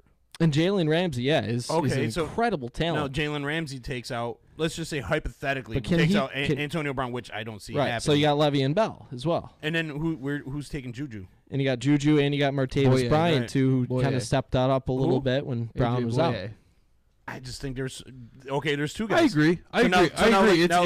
It's an uphill battle for the Jags. So I think Juju or Martavis Bryant has a big game. I like that. I like where you're going, though, picking Jacksonville because, hey, I'm going to pick Pittsburgh. I don't know what Sil and Chicken are going to do. They're going Pittsburgh. I can bet you $1 million. I'm guessing they're going Pittsburgh, too. So you know what? If Jacksonville wins next week, you made that bold call where you can sit there and look at them again and be like, hey, guys, remember what I said last week? But I'm still going Pittsburgh. Well, the AFC was decided when we went into the playoffs. Patriots, Super Bowl team. Let's hope not. Not necessarily. Steelers were my dark horse. Steelers are my dark horse. Well, it's the AFC Championship early in game. the season, yes. In essence, yeah. But this is a tough game because I really would love to see Jacksonville do something. And we've seen, I watched the Bears in Pittsburgh game, and I seen the Bears just like rip them apart on the ground. And if they can get Leonard Fournette like really moving and chugging along, they could probably tire out that defense. But honestly, man, as good as Jacksonville's defense is, Pittsburgh's seen this before. Yeah. You know what I mean? Yeah. Pittsburgh's been around. Exactly. Yep. Roethlisberger's been there. Like, he understands the coverages. And, like, when you got a Le'Veon Bell who can catch and run out of the backfield. And weapon. And you got Antonio Brown who could take it to the house at any given moment. You got a couple other really good receivers. Right. Juju and Martavis Bryant. There's just so much to handle. I don't even know who their tight end is anymore. Jesse James. You remember that? Remember the last Patriots game? That's right. Now, my question is, so my heart wants to go with Jacksonville. My head's going with Pittsburgh. Do you think, and Gaffney, I'll ask you, you watched the game, all you guys watched the game too, so I want to get your opinion on this.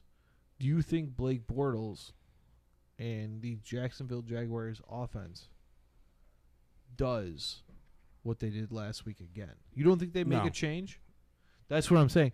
That's where I say this team can put points up. I say they adjust and get into the teens again, to the 20s. Okay. I'm going with coaching again. Yeah. Oh, man, you can't beat Tomlin. I mean, Tomlin's number Pittsburgh's 3? got the playoff experience. Is Tomlin number 3 If anything taught us last week, playoff experience rules I'm hiring out. Belichick, Andy Reid, and then I thought you were Tomlin. talking 3 best in Pittsburgh alone. Oh, God. You're welcome. Chuck Noll. We don't Cower. Then, but, yeah. I'm going Jags, boys. I'm going. Am I the only one? Lone Am I Jags, the only one? Am I the only one? Yeah. All right. Well, my heart goes with the Jags. I want the. I'll say 30-20. Ooh. Ooh, and a score. You write that down somewhere? Wow.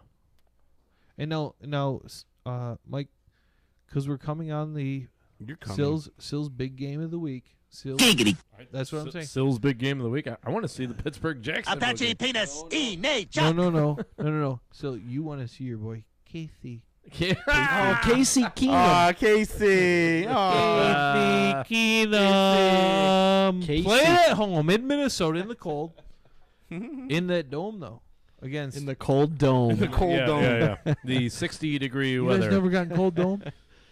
Am I the only? Oh, okay. Casey Keenum has. New Orleans is coming north. Sil, what do you think? I'm going Saints. Wow. Saints come Oh. in. Well, he's not going to go Vikings. They come and do the same thing they did a few months back. So, yeah, I'm totally okay with doing that. Do you think it's easy, Sil? No. Well, Carolina showed, you play them tough, you hit them in the mouth. Carolina could have won that game. But I just think the week off, the Saints, they're on point. They're fine. I don't see this being a problem for them. I honestly see like at least 13 points. I think New Orleans by 13. Wow. 12 and a half. Casey Keenum's 12 heart and a is half. broken. Man. Poor Casey. Oh, you guys are breaking up. Casey Keenum is just dick between the legs right now. So where are you going? I'm going Minnesota, baby. Really? Minnesota. Why? Minnesota. And I love that defense. That defense It is is. No, awesome. it's the number one D in the league. Yeah, that defense is awesome. I love what Drew Brees has done. All those guys, you have that two-headed monster, which is scary as fuck. I mean, you can't deny what that backfield has done this year. Right. Two Pro Bowlers on the same team at the same position. That's sick. It's insane. I want to say they stupid. I don't know what the official stats are, but I want to say they were like one of the top, like one or two most yards from scrimmage running back teammates ever. And Minnesota didn't take over the number one spot until the last game of the season. So I mean, I'm telling you, I'm going to say it now, and I could be wrong. This is my last prediction. It's a home prediction. I went 3 home, 1 away. I'm going the Vikings. Casey Keenum gets it done, and then you know what he does? KC. You know what he does? You know what he does? Quick, he goes out and gets himself a Brock Osweiler deal this offseason. I thought you were going to say Brock Osweiler jersey. I was going to say what the hell? Well, that would cost a little bit less. Why would he than trade that. with Brock Osweiler? Because he loves Brock Osweiler. That would cost a little less. That would cost a little less than the fucking deal he's about to get this offseason. Gaff, where do you go? Well, before I make my pick, I'm going to have to agree with Caleb that Casey Keenum is definitely going to get a payday after. You guys are awesome. But is it with season. Minnesota? I don't know. I don't. God no. How do you not? Do you think the Browns reach out and say, "Hey, Casey, what's up?" No, I'm saying if He you're could be next of the many quarterbacks for the Browns. I if don't you're know. Minnesota, right? Who are your other choices? Teddy Bridgewater, who was still, I mean, he was on the rise. I say pay the man. He was okay, but like I would then he pay got him hurt too. So you don't know his. I would bring him back. You don't know his ability. I don't know. Sam Bradford. Bradford's always is hurt. he a free agent or is he still under contract? He's still under contract. Bradford's probably retired. And he's terrible. I agree with you. So but the dude needs to revisit leg day. So like with those really. with those two players, with those two guys like supposedly ahead of him, slated to be playing ahead of him, he's done better than both of them.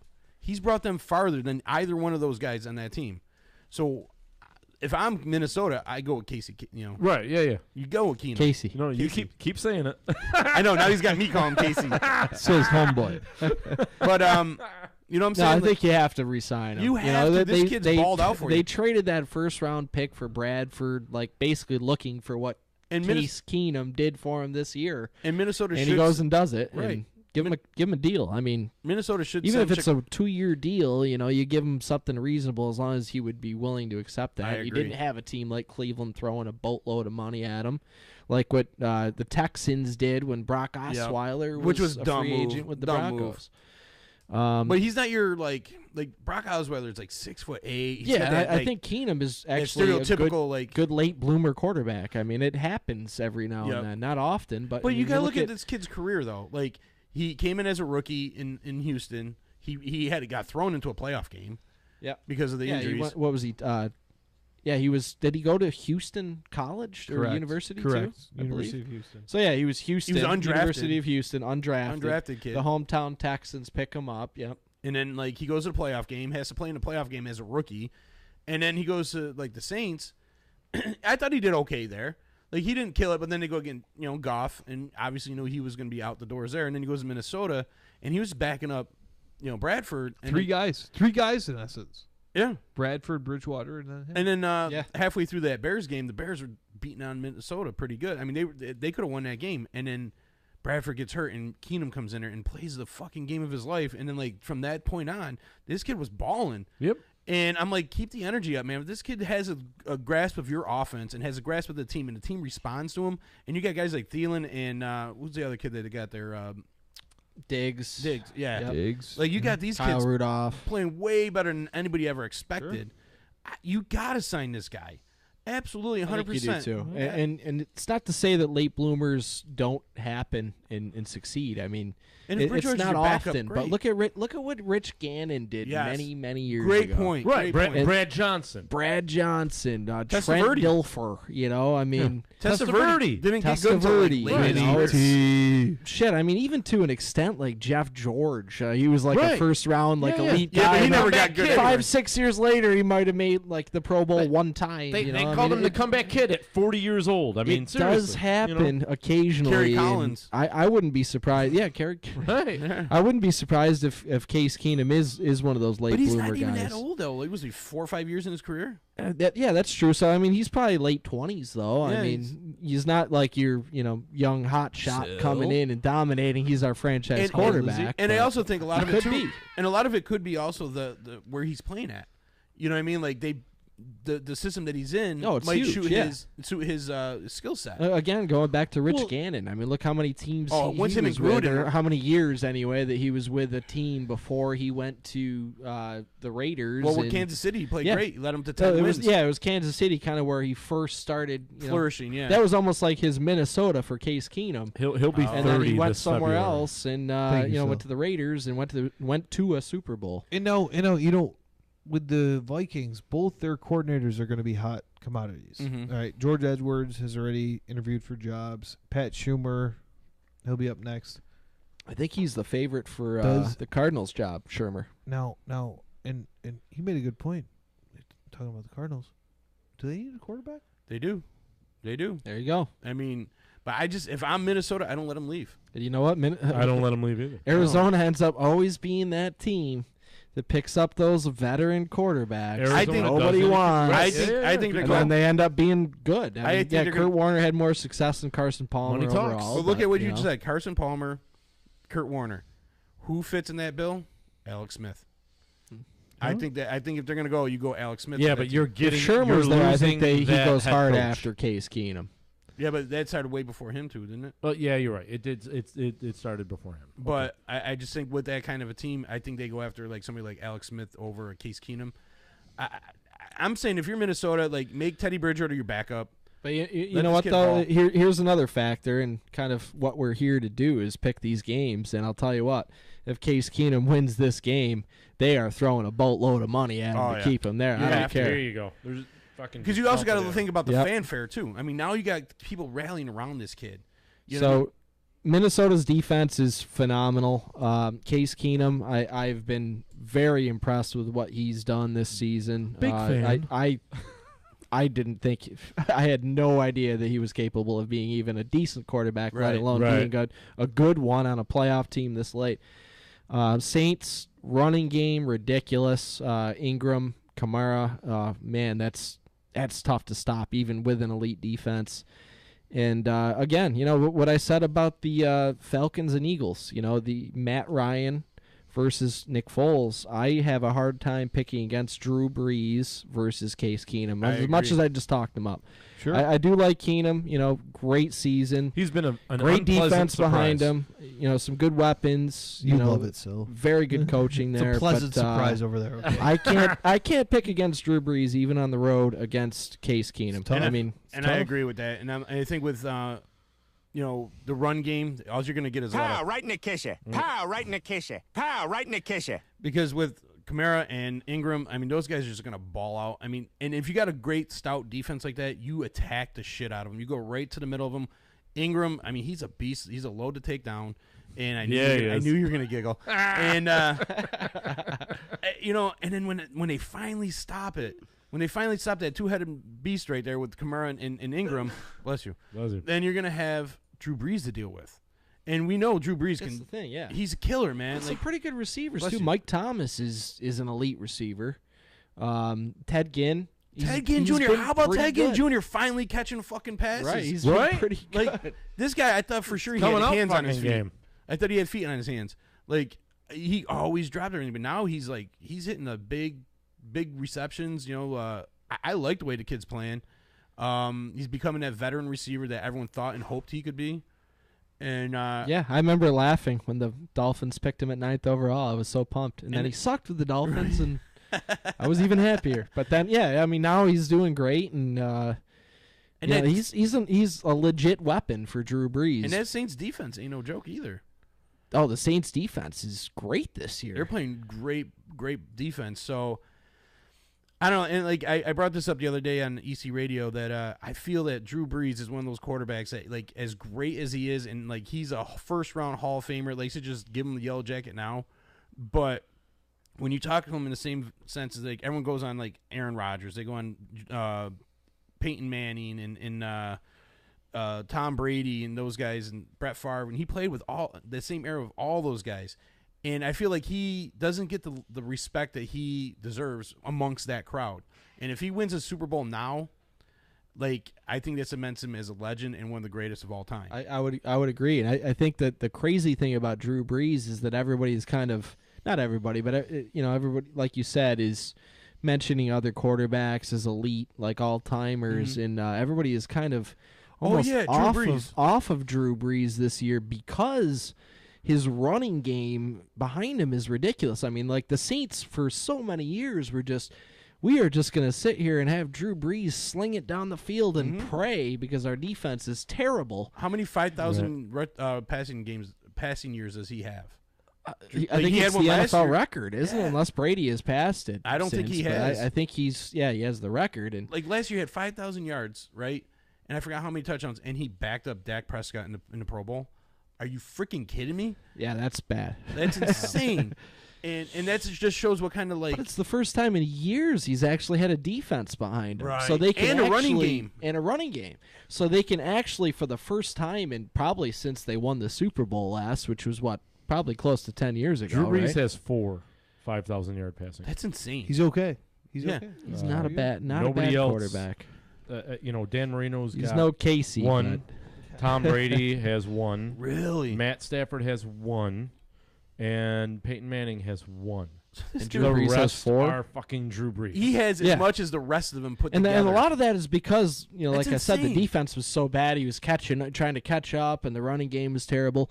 But now that he actually has a team that has put together those key things you need to win a Super Bowl, and if there's a running game and a defense, he doesn't have to do that this year. And everybody gets kind of like, oh, yeah, Drew Brees, he's kind of rubber stamp him 5,000 He's good, but he's kind of fading away. He kind of had an off year. Not scared of Drew Brees anymore, but if it comes down to it, in a game like this against Minnesota with an amazing defense, and Minnesota is winning, that would be pretty damn exciting. So you're saying Minnesota has an amazing D? They do. The D in Minnesota is amazing. Giggity. See, but it would be amazing to see, like, very end of a game, kind of like what happened, not the game script in Buffalo, Jacksonville last week, but a chance for the team that is behind by a touchdown have the ball in the last minute. I would love to see that with Drew Brees versus Minnesota. You know what's funny is I was watching the NCAA championship game, and right before I told you that game in overtime where he threw that pass, I was thinking the same thing. My brother texted me, "Holy shit, that was a Drew Brees pass." And I'm like, I was thinking the same fucking thing. The way he threw it, the way he put it right on the money, I'm like, that's Drew Brees. And it's just funny that both of us instantly just thought of Drew Brees at that point because he is so pinpoint accurate. He will throw the ball. The guy will be covered up, like perfectly covered. And he'll throw it back shoulder. Tightrope. Yeah, and he'll throw the back shoulder where the guy can be open. And, there's guys like Aaron Rodgers that does that a lot too. But I don't know. I love Drew Brees. I think if there's a team built to beat Kansas or Minnesota, this is the team. I mean, they got the defense, they got the running game, they got the passing game. Defense is only Full 17, package. but and they got the better coach. Full Right. package. Yeah. Full package. Coach that's won a Super Bowl. But I'll tell you something. Give me Minnesota at home, though. Am I the only one? You're the only Minnesota? Yeah. Yep. Fine. Suck my balls, boys. You're gonna take a beating this week. Oh, fuck you, chicken. Only Jacksonville and Minnesota for Caleb. The rest of us, Yeah. Pittsburgh Saints. Go, baby. He's gonna kick our ass. Next week, Caleb's gonna be like 4-0, and everybody else is gonna be. We won. It didn't go so well the regular season, right, Sil? Didn't go so well. Yeah. Oh yeah. Oh, that was great for me. I went 2-2 last week. I believe I was the shitty one. I believe the rest of you went 3-1. So fuck the fuck of course off. we did. All right, guys, let's get out of here. Thank you guys for coming in. Gaffney, give yourself a plug, man. You're from the Crazy Fools. Yeah, man. Crazy Fools Band will be around. We've been playing a little bit here and there at Peggy Pat's and Woodland Brewery. Right now, we're the Woodland setting some stuff up. I'll be posting it on the Facebook page of the Crazy Fools, so keep an eye on that. I'm also going to be down here talking baseball pretty soon with my buddy JP. So we'll announce more details about that when the time comes. And we'll have you guys come right on the D-line. We'll talk about it. We'll have you guys join us. Yeah, let's do it. You know, let's get on, talk a little football and talk a little baseball and kind of ease into that season when it happens. Oh yeah, put a little Vaseline on it. Ease a little bit, a little KY. Caleb really doesn't know anything about baseball, but we'll. Unfortunately not. No. Slipped my mind. Gentlemen, thank you. Another good week. Yes, sir. It was interesting. Kind of got a little crazy, but it's all fun. Let's go, Drew Brees. Drew Brees. Let's do it. You know what? That's my pick for the Super Bowl. I want Drew Brees. I want Drew Brees to win the Super Bowl. Give me the Eagles this week. Actually, Saints are my favorites for the Super Bowl. Saints and I like it, Sil. Saints and Steelers. I like it, Sil. I'm going Saints and Steelers. I would love a Super Bowl of Saints and Steelers. Let's make it happen.